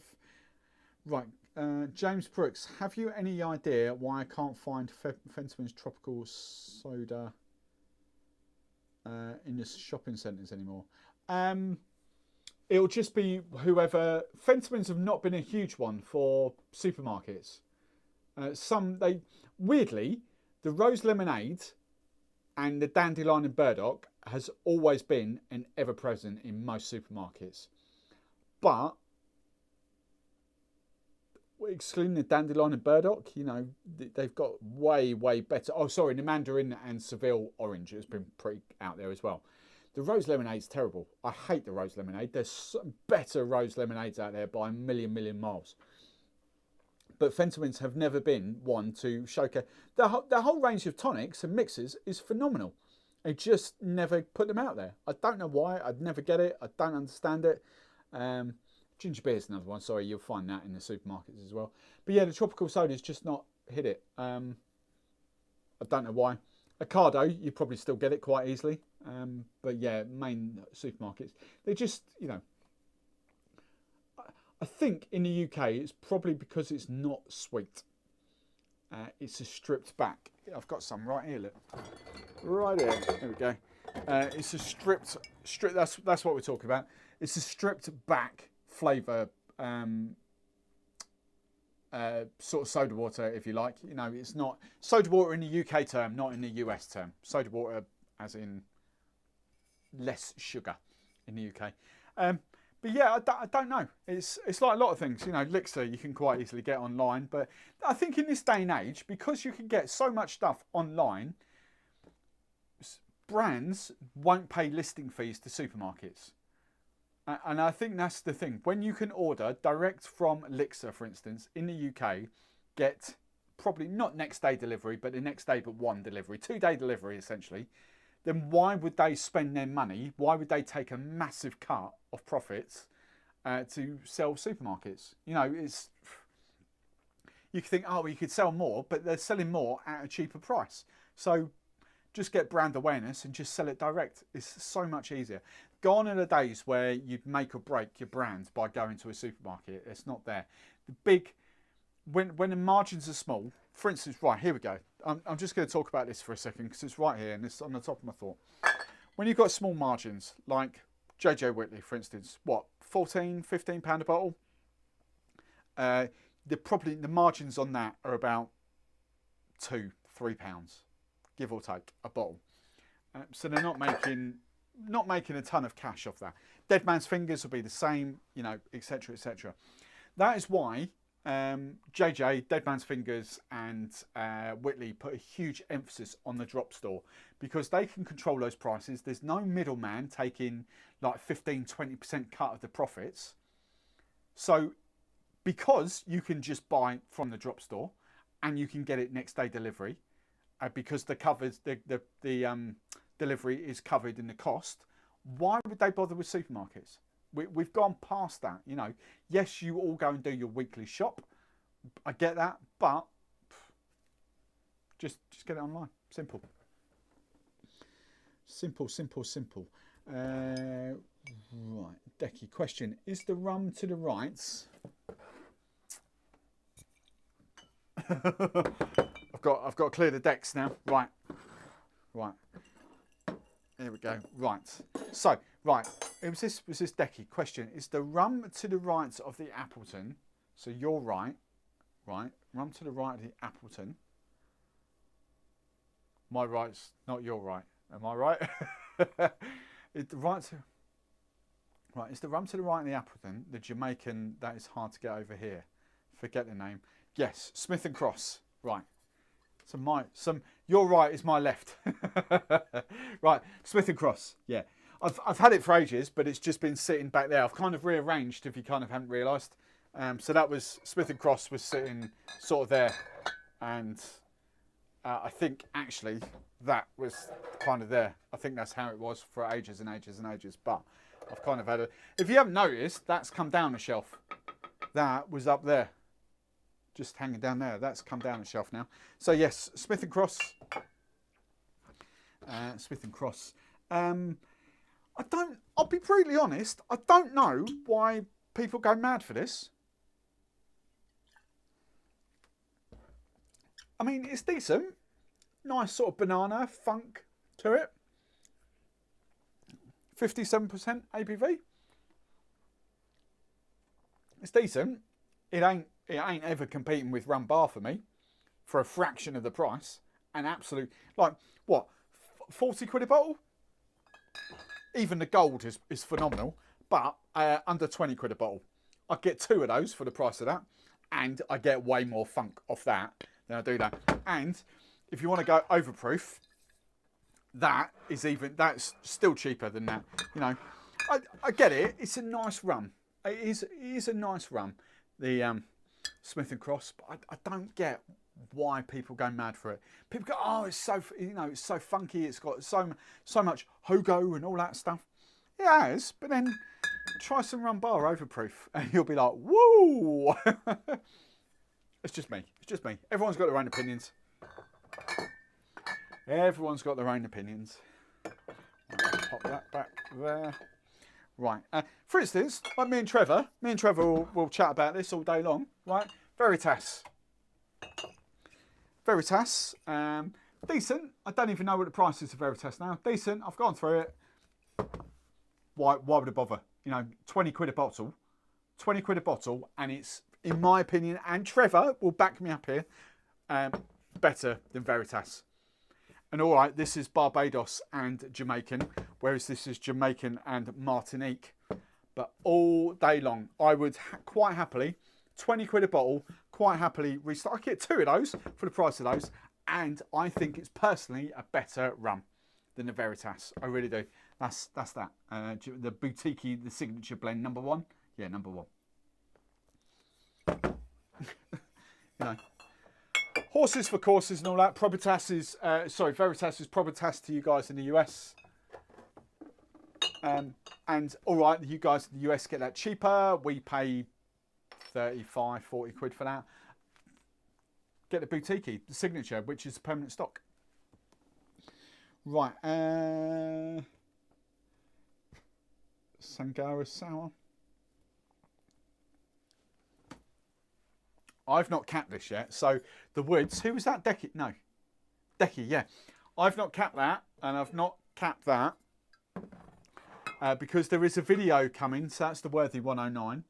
There is another video coming, overproof, so anything over 50% ABV, but under the 60%. So I'm not focusing on Ray and Nephew or Rum Bar overproof. So Smith and Cross will come into this one. What else? I've got 5. Pusser's Gunpowder Proof and Lost Years. Lost Years? What have I done with my Lost Years? I've moved my Lost Years. Where have they gone? They're up here. Jesus. Right, Lost Years. So I've got 5 and I might add to it. So we've gone for roughly Navy strength rums. Roughly Navy strength. 54.5 to 57% rums. So this is going to be an interesting video comparison as well. Because we've kind of got sort of Guyana essentially. Woods is Guyana. Jamaican, and this is a blend of Barbados, Jamaica and Martinique and Jamaica, Barbados. Oh, is it just those 2? Jamaican and Barbados. I thought it was the third one in this. Jamaican and Barbados in this. So this could be, that's going to be quite a fun video. I'm sure I might look to add to that as well. So yes, that's what that is. Old bone. Hang on, question. Let me skip through the questions. Sankara, just noticed the Woods on the back. Karen Mason, just discovered rum. I didn't realise that spiced rum could be white. Yes, Karen. So spiced rum, Karen, come and join us in the discount. But Karen, rum is basically rum, and a spiced rum is then any rum that's spiced up. But essentially, spiced rums are liqueurs, essentially, because of the amount of sugar that's added to them. So in effect, right, Karen, let me just blow your minds in 2 seconds, right, Karen? What have I done with it? It's there. Right. That is a rum with 0 sugar added to it. Some of the spiced rums, I won't pick on any here, but most of them will have at least 20 grams of sugar added to them, if not 40, 60, 80. I have got a brand that I'm staring at, and I won't get it on camera, that I know for a fact has got over 100 grams of sugar added to it. So they're kind of classed as spirit drinks, liqueurs essentially. But, and that's not saying this bad, you know, I will be brutally honest. I know Kirsty adds sugar to his 2 swallows. I flipping love it. I do. But it has got quite a bit of sugar added to it. But I love it, you know. So there's no right or wrong with that. So basically, if you want to take your Bacardi and think of that, it's just Bacardi with spices added to it. In the loosest sense of the word. All right. So, yes. Boom. Right. Let's put that back up there. So, Karen, nice to have you with us, Karen. Anyway, Old Bones, not for rum lovers. I love rum, and as time goes by, getting better for me. Right.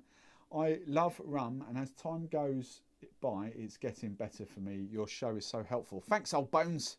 It's helpful for me. I learn every single week. It's great. Whoops. Fenceman's is quite big in Vancouver. Nick, did you ever find anything to go with Stratford Hedgerow? Kevin maybe buy a mixed case. It was 50% off. I haven't really focused on that. I've got some stuff there. We'll knock up some cocktails essentially. Come to the Discord. We'll have chats about it. Right, James, still one of my favourites. Was one of your videos from years ago. JJ. Oh yeah, JJ, vanilla vodka, lime, orgeat, and Fanta with tropical soda. So easy highballs. Easy peasy highballs. I never... Old Bones. I just want to make sure... Oh, I've skipped Kevin. No.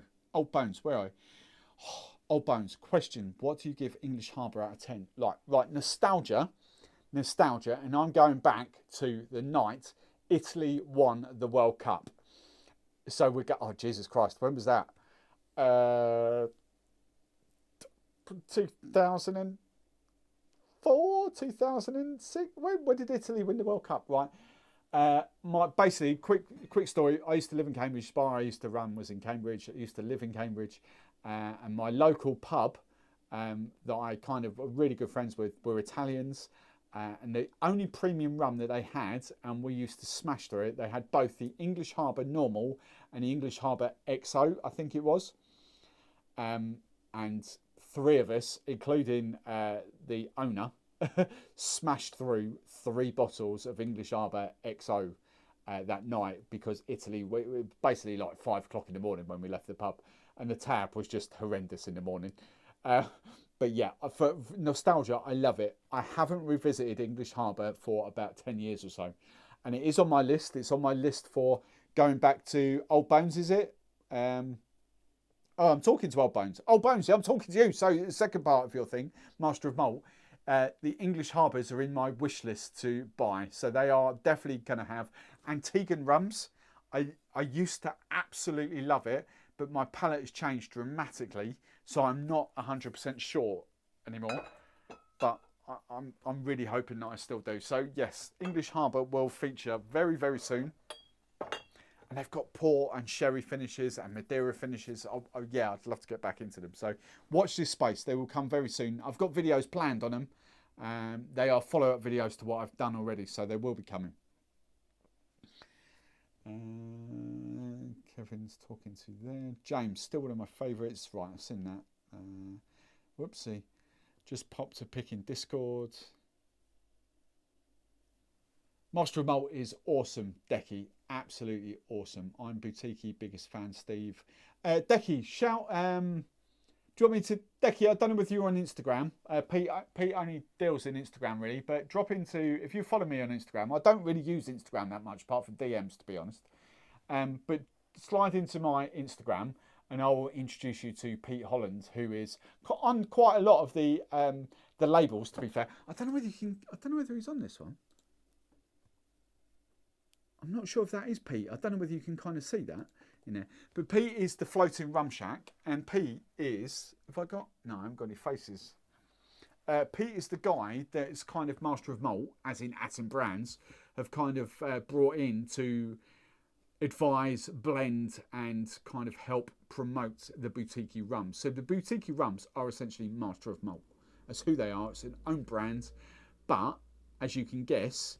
As I've said time and time before, Rum Bullion is Master of Malt. I can't even... Oh, there's another bottle down here. Right, Rum Bullion is Master of Malt. The Jaffa Cake... Where is it? Jaffa Cake Rum is Master of Malt. I've got another one here without coming back behind the bar. Where is it? Right. This is what people have got to get into their heads. So Jaffa Cake Rum is Master of Malt own brands, along with the Jaffa Cake Gin, blah, blah, blah. Now, Central Galactic is Master of Malt own brand. Depth Charged Spiced Rum, I think, is a Master of Malt own brand. So they've got those as well. But what they've done with the boutique companies, so they've got Boutique Gin, Boutique Whiskey, Boutique Rum, they have gone completely different to these. So we never know what base spirits are in here. We've got no flipping idea where the rum has come from in here.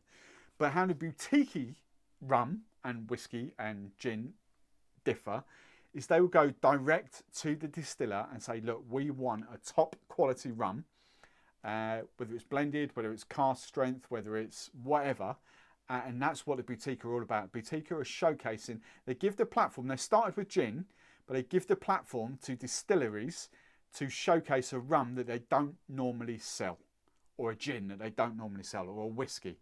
And to go down that route to get into it. So Boutique have got their own brand in their own right, but they are working with distilleries to build a brand. So I kind of do like Boutique-y. I like what they do. 50 CLs is another debate, but I kind of like the 50 CLs because they're a decent size. You know, sometimes the 70 CL is too much, but I kind of like the 50. So I'm a big fan of Boutique-y. I've got a big fan. Right. Where else can we get to? So I guess went by Veritas. Leading on. Oh yeah, just try it. So just start because that's the cheapest, especially if you're UK. It's cheap as chips. Just try the signature blend, and if you don't like it, don't get the Veritas. It's that simple. But I think I would convert most people from Veritas onto that. 100%. This one's a little bit different. I kind of haven't got my wheel. This is signature blend number 2, Guyana and Jamaica blend, and I kind of haven't found a home for that yet. I haven't found basically a signature blend. They're going for, you know, your workhorse, well, gold aged rum, if you like. But I haven't got, again, 22, 23 quid. I haven't got a kind of proper out and out use for that yet. But it'll probably come. I'll find something. I'll be like, oh, that's what I need it for. But I haven't kind of got that yet.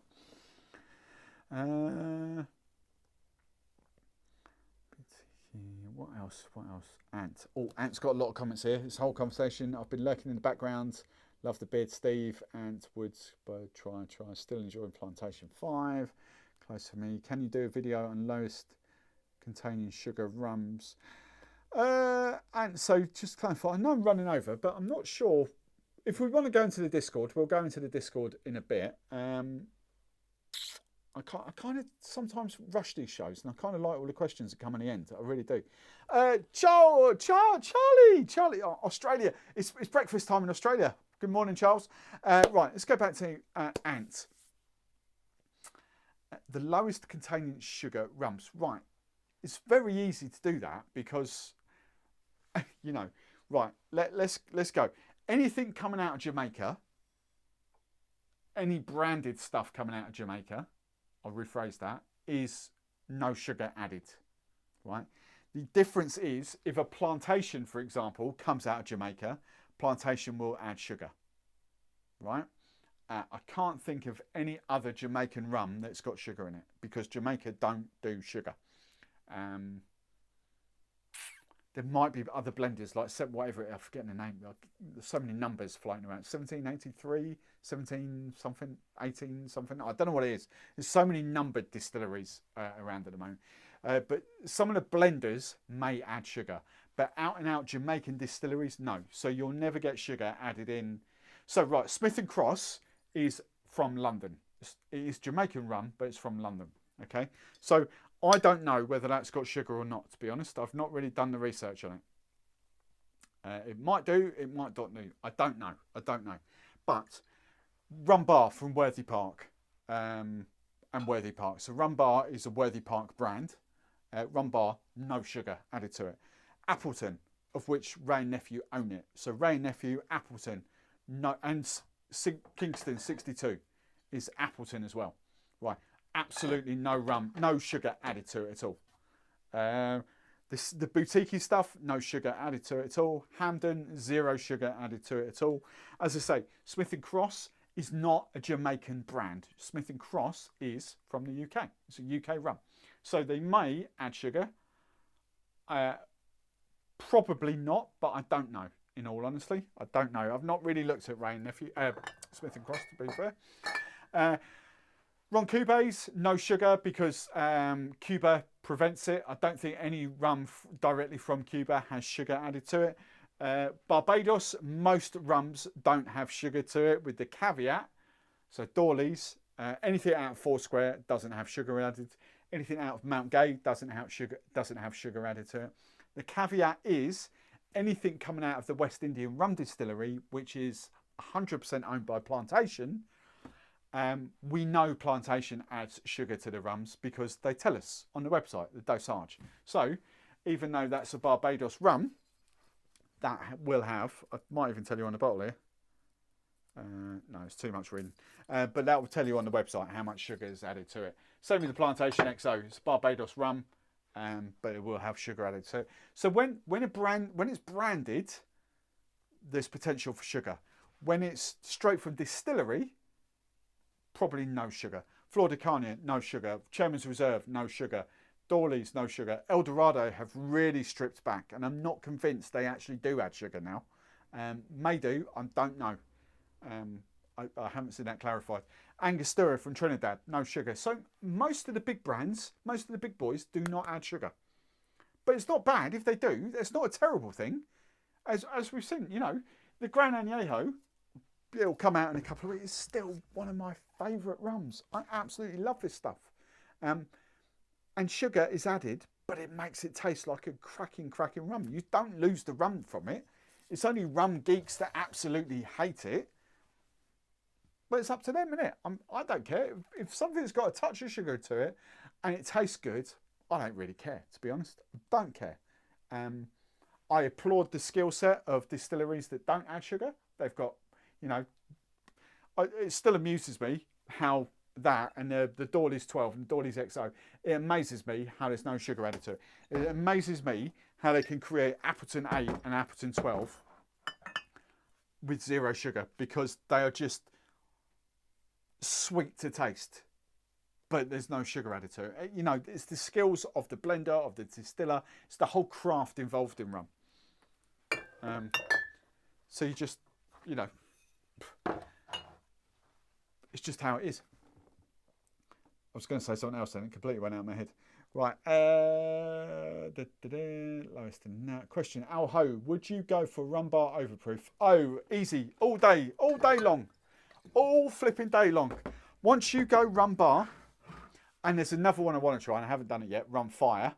Lee will pipe up. If he's still awake, Lee will pipe up about rum fire. I've not tasted it. Once you go rum bar, I don't think you'll ever go back to Ray Nephew.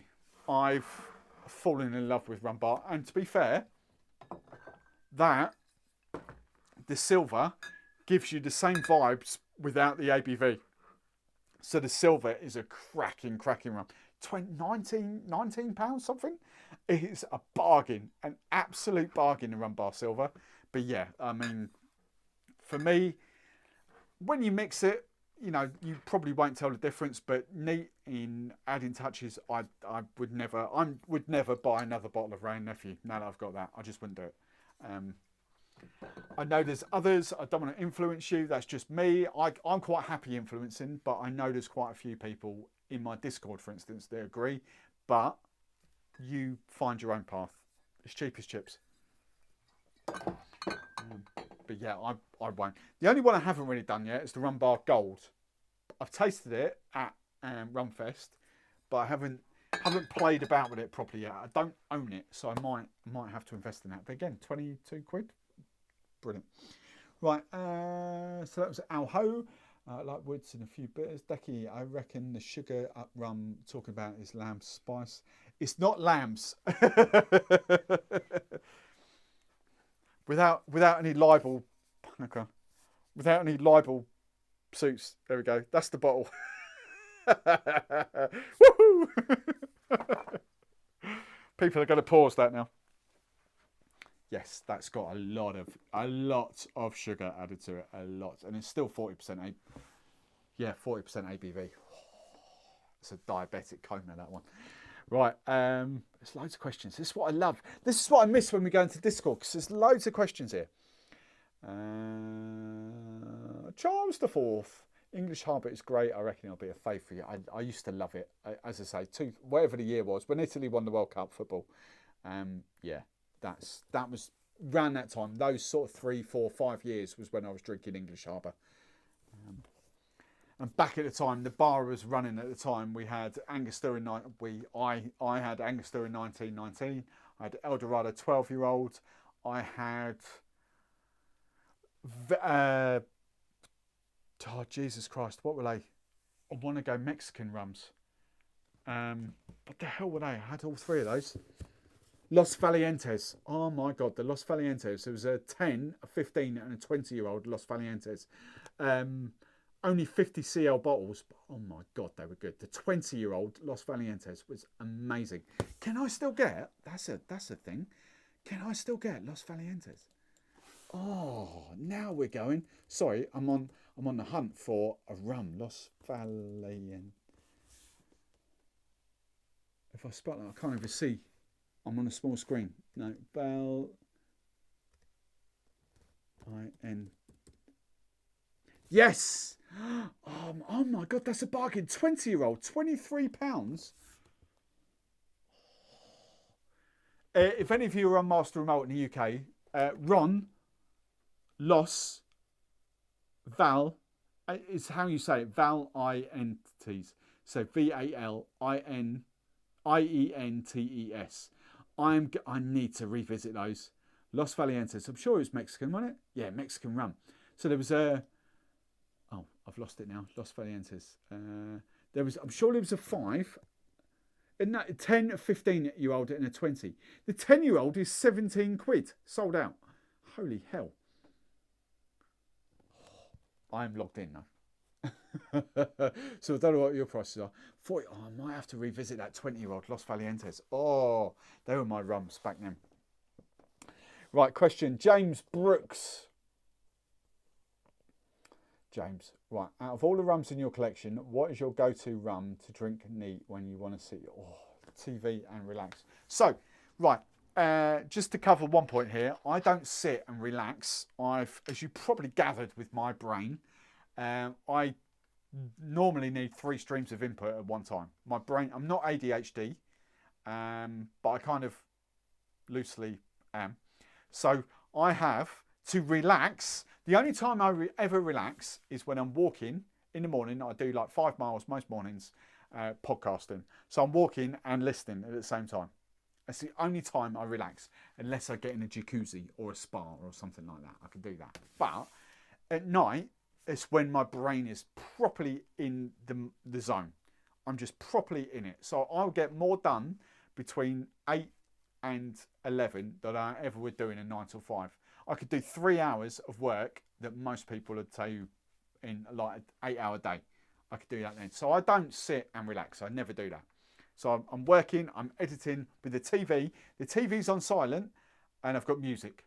Or I'll have a film on and editing at the same time. I at least need 2 streams, but normally 3 streams of input. So just to clarify that out the way first, I don't ever sit and relax. But if I do want a rum, it depends what mood I'm in. Sometimes I still go quite sweet and fruity. So sometimes the spiced rums really do hit me. And I really do like the spiced rums, just neat.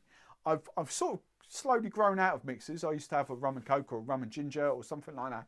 I'm very rarely crave that now. The last few weeks I've had a coke craving, so I've done a lot of rum and coke recently.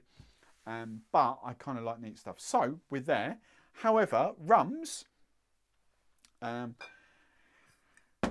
Cube. Hang on, I need to put that screen back on. So Ron Cube. Oh, hang on. Sorry, I've got rid of that. There we go. Ron Cube, Suave. Love that stuff. 0 sugar added sherry cask rum. Amazing. Absolutely adore that stuff. Ron Cube Añejo Suave. I will always come back to that. I will Plantation XO. You can sort of still see my other bottle up here. Love that stuff. I'll go there. The Guatemala and Belize, I have just there. So that's topped up there. Plantation, Guatemala and Belize. What other rums do I really, really go to? I don't want to give the game away, but the video in 2 weeks' time, you'll forget by then, that's going to come out to play a lot more. The Angostura 7-year-old. Dropping 2 weeks on Tuesday, a week on Tuesday. I forget about that all the time. And actually, the Lost Years 4 Islands, because I love the layers in that. And for that, slightly, is really sort of getting me above the lovers. Again, I'm one of these people, I really love layers in rums now. I love multi-island blends, multi-country blends, whatever you want to go. Black Tot is another one. I'm just going to end up with all the rums up here. And if I had a bottle, I need to buy a bottle now because I'm out of my tasting stuff. As a white rum, the Montana Platino, the Colorado white rum, I would quite happily drink that neat. But they're probably my go-to neat sipping rums these days. Cane Rock is now the new spiced rum. It's new to me. I still haven't got into it, yeah. But yeah, I think that's... These are all-rounders. Anytime, if you put one of those in front of me, I'll be quite happy with that. Everything else I've got to be in a specific mood for. So I love, like the Ron Cube Reserva, so like the 10-year-old. I absolutely love it. Same with the Flor de Carne 12. I love it, but I've got to be in the mood for them. Whereas these will just be all day. All day. Where's it gone? The Ron Cube Suave. Oh my God, that's good. Yeah, it's a little bit, because it's Cuban rum, it's a little bit weaker, so 38% ABV. But I don't mind that. Bacardis are 37.5 or whatever they are. So I generally don't mind that at all. Right, that's that. Plantation XO up there. Right, so that was that question. Where do we get to? Question. That was James. James. Right, yes. I think you say El Dorado. Making is the way then. Appleton. Would you? And B. Appleton versus El Dorado. Which would you choose? El Dorado 12 versus Appleton. I would probably go Appleton 12. El Dorado 12 versus Appleton 12. I'd probably go Appleton 12. But on a different day, I'd probably go El Dorado 12. Everyone smash that like button. Yeah, let's put this up on screen. I forgot about this. There we go. Smash that like button. Yes, thank you. Right. And B, all of my mates seem to be mentioning seems to be mentioning rum more and more over the last few months. I'm not sure what's happened, but it seems to be becoming really popular. As I say, the more, just very, very quickly, the more spiced rum does in the UK, the more it's going to bring rum forward. So the more spiced rum brands that come out there, the more people get inquisitive about this stuff. And that. And to be honest, the more people that will go onto that, or the Cane Rock, or the Pussers, those style of spiced rums, the more people will go on to proper out and out rums. Your Dead Man's, your Dead Man's Fingers fans, your Bacardi spiced fans, your Lamb's spiced fans, your Havana Club spiced fans, I would say 1 in 10 would probably convert to rum. Because they're sweet, and there's nothing wrong with that. They are sweeter. And it's a hell of a step from Dead Man's Fingers to even Appleton 8. That's a huge step. Absolutely huge step. But the people that go from Chairman's Reserve, Cane Rock, Pussers, Spiced, I would say 8 out of 10 would probably hit normal rum, proper rum after that. That's the difference. Quality spiced rum versus cheaper, but it's still decent. I don't want to ever slag spiced rum off because I love spiced rum. I really, really do love spiced rum. But they are very different markets. Very different. Right. Ant B. Why did Dawley's, Appletons and El Dorados come up so much in rum chats? Is there a connection, Steve? They're just the biggest mass-produced brands. El Dorado, Dawley's, they are, at the end of the day, they are proper out-and-out brands. Appleton 12 has been around since Appleton has been around since the age of time. Dawley's is Foursquare. It's the cheaper Foursquare. So Richard Seal, he's, love him or hate him, no one really hates him. We don't all agree with his philosophies, but, his skill set, his passion for rum cannot be denied. I personally wish he would open himself out and be more inclusive, and that's a chat for another day. But they are the big boys. And Flor de Carne are the big boys as well. They are literally the big boys when it comes to rum. You might think Bacardi and Havana are the big boys. They are the mass-produced boys, but the big boys with the reputation are definitely those. So Bacardi and Havana will probably sell 5-10 times the amount. Well, Jesus, and the rest. Bacardi and Havana will probably sell 25 times the amount of Appleton, at least. At least. And then Appleton will probably sell double, quadruple the amount of Dawleys, and the same with Eldorado. You know, Appleton are a huge brand compared to Dawleys. But Havana and Bacardi dwarf them. You know, so that's kind of your what you're dealing with in that sense. So yeah, they are the big boys. They are the big brands when it comes to sipping rums, proper brands. All right. Rumfire Nick. Rumfire is dangerous. Rumbar is darker in flavour. Ray is brighter. I see their use equally. Nah. No. Stefan, you're wrong. There's no place for Rain Nephew. If you go rum bar, there is absolutely zero place for Rain Nephew on your back bar. Fire. Right, Charles the Fourth. Just following back up on the English Harbour thing, it is most flavourful column still. I can't wait to get. It's been a lot of years since I've had English Harbour. I can't wait. I might do it this week. I've got to do a big order. I've got masterclass. I've got some cocktail masterclasses coming up. I've got to do a big order. I might sneakily add it in there. Both of them. If Steve charged money for one-on-one or group drinking sessions at the bar, he'd make money.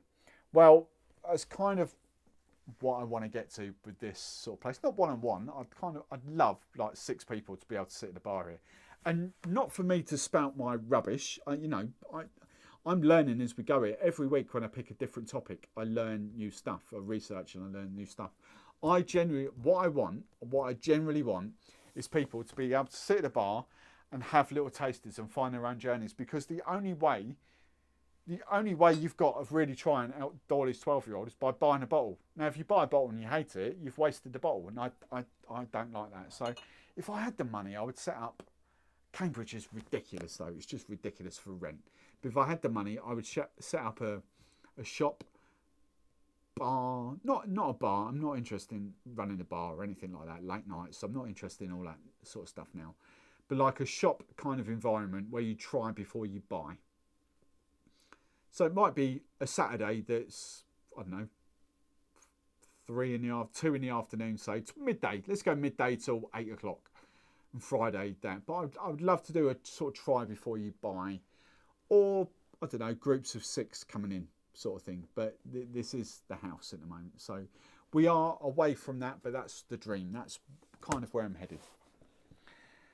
Right, Scott, well within, 30.89 for the 20-year-old. Well, is that the, 2017? So we're kind of looking at a Los Valientes that's got those prices. Thank you. Sounds like a Mexican-Spanish video. Big lover. I would be for sent me rum. Right, Phil. Hello, Phil. I don't recognise that name. Phil Elliott. Hello, Phil. Right. Plantation XO, I want to get, but straight away from the same price. Question. Right, Plantation XO, I want to get, but straight away for the same price. What would be your choice? That's obviously in response to something I've... Look, it is 50 quid. I've still got the smash like button in. Sorry. It is 50 quid. Is quite expensive. Now, I don't think I'm going to get what I've said basically in a video that I filmed yesterday. That's coming out not next to this Tuesday, but the following Tuesday. I do believe that the Guatemala in Belize is. I was going to say the step down, but I don't mean that. A kind of like an entry level to that. The difference is this is a Barbados rum, and this is Guatemala and Belize. But I do get like sort of similar fruity tropical notes coming off this before we go into that. I adore both of these equally. £31 to you. I know that because I filmed it yesterday. So £31 Master of Malt to you guys. 50-ish quid. But on the same token, you know, the Appleton 8 is a really good rum. Starter rum. What else? Starter rum wise, you know, I change every flipping week on this. The Appleton 8 is a great rum for the £26, £28, I think that is. Bargain. I keep coming back to it. The Bacardi, all right, it's a little bit less grown up, but it's still a great starter rum. £32-ish, give or take. Bacardi 8-year-old. I would have those all day over something like Havana 7-year-old. I really would. If you can get it, and they are a bit more expensive because they are a smaller brand, but it's sort of 7-year-old. The Rum Cube Añejo is a cracking rum, but yet because it's a smaller brand, less distribution, less buying power, if you like, it is more expensive. It is, but it's so good, so good. Hand on heart, I would the whole Ron Cube range for me are permanent stocks, and yes, I am open and honest with this. That's the Suave. I'm very good friends with the importer to the UK, John.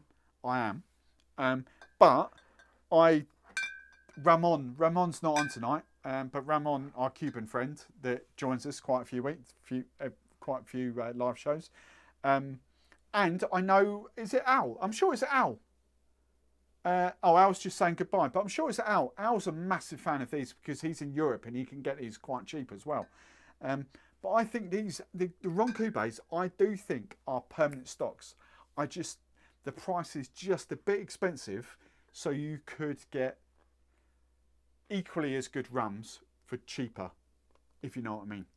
But I adore the whole flipping range. Al Ho, if you did see this before Match of the Day, then just give me some love. But he is off. But I think Al will agree with me because the Ron Cubes are phenomenal. Such a good brand of rum. It's the rum of the Cuban people, apparently. I've never been to Cuba, but Ramon reliably informs me they are one of the biggest brands, the rums that everyone goes for in Cuba. I don't know. I've not experienced that, but I don't know. Right. So that was Phil. Ant B. I've gone red leg, Kraken, cut to the spice, DMF, Chairman's Reserve and Plantation. Ant B. What the hell was the video? Getting into tasting rums. I forget what the video was now. Let me get my YouTube back office up. I think it was getting into sipping rums. I think I pretty much nailed that. I was really happy with that video. Content. What did I call it? I think it was a beginner's guide to sipping rums or something. What was it called? Yes. So I can't share it on screen, but it's called How to Get Into Sipping Rums Neat. And it's got a little, I can't see you because I'm off there, but I'm assuming I'm back on there. It's got the thumbnail is like a picture of that glass with some rum in it and then how to get into sipping rums neat. Watch, who was that? That was Ant. Watch that video. I think that'll I was really happy with that. And the feedback I got off that smashed it as well. And it's gone on to get lots of views. I think that is a great path for you. So go and watch that video. How to get into sipping rums neat. Go and check that out. Emil. Hello, Emil. Dirkheim. Emil Dirkheim. Hopefully I've said that right. Joe Redmond. Question. When you're making a shaken cocktail, how do you make sure you get plenty of foam? Because you shake properly.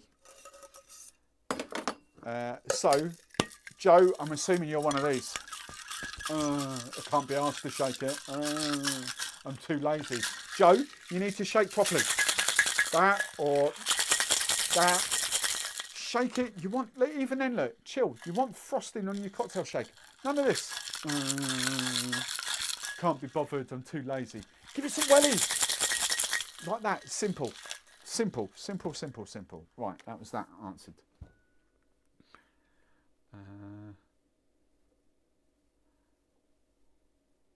Carl. Oh, look at Carl. Carl's still here. Joe, shake very hard, and if you need egg white, you can buy the drops.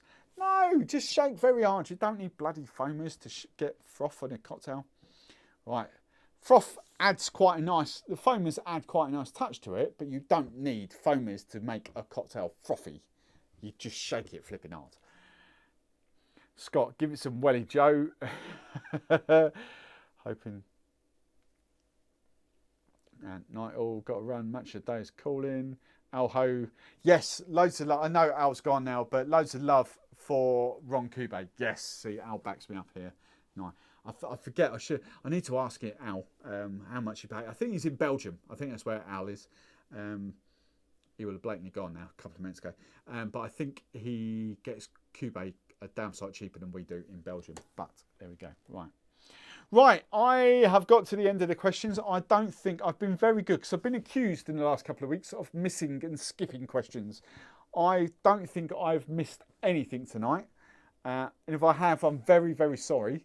But I don't think I have. And there's just one that's put. Mark Bainbridge, do you rate Funkin as the best passion fruit puree? Yes. Yes, because puree, right, so the big difference, I know we're talking porn style martinis here, and I haven't got, yeah, really, is this it? No, I haven't got any, I need to restock for my hen parties, but, oh, there it is, oh, I've got one, there we go, there we go, I bet this is old and out of date, this will be massively out of date. Oh, this went out of date in 2020, this is my show one. So yeah, hands down, because it is literally 90% passion fruit. This is exactly what you want. In a professional, high volume establishment. If you're at home, don't bother. Because unless you want to freeze it, if you're at home, you're never going to make, or unless you've got a party coming up, you're never going to make 40 cocktails in a weekend for personal consumption. So this is out for personal consumption. But for me doing masterclasses for bars and all that sort of stuff, yes, hands down, the best passion fruit on the market by a million miles. But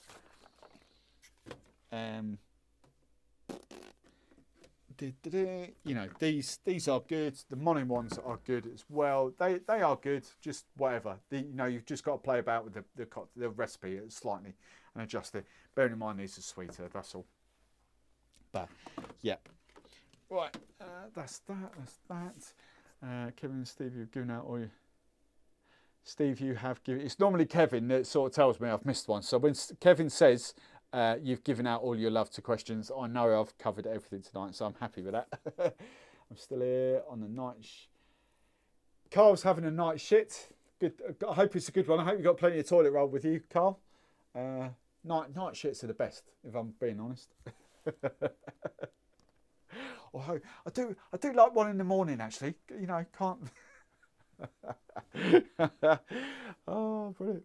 Staying up there. Claire's got to work in a bit. I'm up for work at midnight. Can't work. So, James, side note, I want to say massive thank you to you and all you do. Oh, let's put that on screen. I like that one. I might have to find this for about half an hour. Right. Oh, hang on. It's that one. Show. Yeah, let's put that up on screen. Oh, thank you, James. Thank you. Side note, I want to say massive thank you to you and all you do, Steve. I've been struggling mentally recently, and keep your videos entertained and lovely. James, come into the outer part of the Discord. Have I got the thing on here? There it is. James, come into the outer part of the Discord. If you don't know what Discord is, it's just like WhatsApp on steroids. And a proper Facebook. Come into the out part, say hello. If you are there already, say hello. And I don't really spend much time in the outer part. I'm really sorry. I'll get there, but it's so busy normally. I don't really get involved sort of early part of the week because I'm planning and all that. My headspace is different. But later in the week, I'm kind of there in Discord, quite a bit. But yeah, say hello. Thanks, James. Thanks. Come to our Discord. Right, I think that's there. Carl. Oh, Carl, you meant shift and not shit. Oh, I thought you were having a decent night shit. Sorry, Carl. Right, hide that. I know what you meant. Right, James, other James, Sam and James, Kevin's James. Hello, James. Hello, kids. School. You've not got school tomorrow, have you? You've got a night off, haven't you? Get on the rum, James. Right, I think that's it. For all the Discord members, I'm not going into Discord tonight. I'm going to have an early night. Normally, we will be back on it next week. We can be here till midnight at least in the old Discord after party. But yes, I might do Discord after parties at 10:30 actually in future, but we shall see. But as it's Easter, I've got plans tomorrow. Hope you've enjoyed tonight's stream. Next week, before I go, because I need to get these on the bar. Next week, oh my God, Jesus, 1, 2, 3, 4, 5, 6. Oh, bloody hell, spells. Rose Mullion. I'm giving, there's no Dram of the week next week. The whole show is dedicated to Rose Mullion. And why am I doing a whole show? Because they're flipping Cornish. That's why I'm doing a whole show. And I don't know whether I've got them in the right order, but they distill from scratch. Dark rum, so spiced rum is flavoured, chocolate rum is flavoured, honey rum is flavoured. So that must be the gold rum, yes, white rum and dark rum. Distill from scratch, 0 sugar added. This is what's coming up next week. I'm so excited to give some love to my brothers from other mothers down in Cornwall. I cannot wait. 43 percenters, 43, 40, 40, 40, 40. Spiced, I don't know which order it is now, but spiced chocolate, honey, dark, white, gold rum. That's what's coming up in next week's show. No Dram of the week. I've kind of got to break this up and do it that way. And this might feature, there might not even be cocktails of the week next week. I might do daiquiris and all this, like just finding different ways to do this. So yes, looking forward, massively looking forward to Rose Mullion. Just down near the Helford Passage, just south of Falmouth, just south of Falmouth, Penzance, Falmouth, Penzance. Where are they? One of those two. They're down there. Penzance. They're just south of Penzance. Pirates of Penzance. Yes. Can't wait to try that. So that's next week. Anything else? Everyone's saying nice. Thanks, Steve. Claire, have a good day at work. Good night at work. Lee. Cheers, Lee. Sean, still here. Cheers, Sean. Any of you not in the Discord? There we go. Come and join the Discord. Members are obviously, we have our own little membership area, but the outer part of the Discord is free for all. So thank you very much, boys and girls. I will see you at Tuesday's video. What's Tuesday's video? Tuesday's video is... Scrolls up. Oh, the best. It's another verbal one. It's a question I get asked quite a lot. What is the best rum for cocktails? It's a question I do get a lot. So I've kind of... Oh, I thought I closed that again. Jesus. I thought it's a question I do get a lot. So I've kind of looked at that as an analytical kind of video. Kind of debunking some stuff there. But yes. So I will see you on Tuesday. There's a membership video on Thursday for you members, exclusive members. And then I'll see you next Sunday for Cornwall Night. Rum from Cornwall. See you soon, boys and girls. See you soon.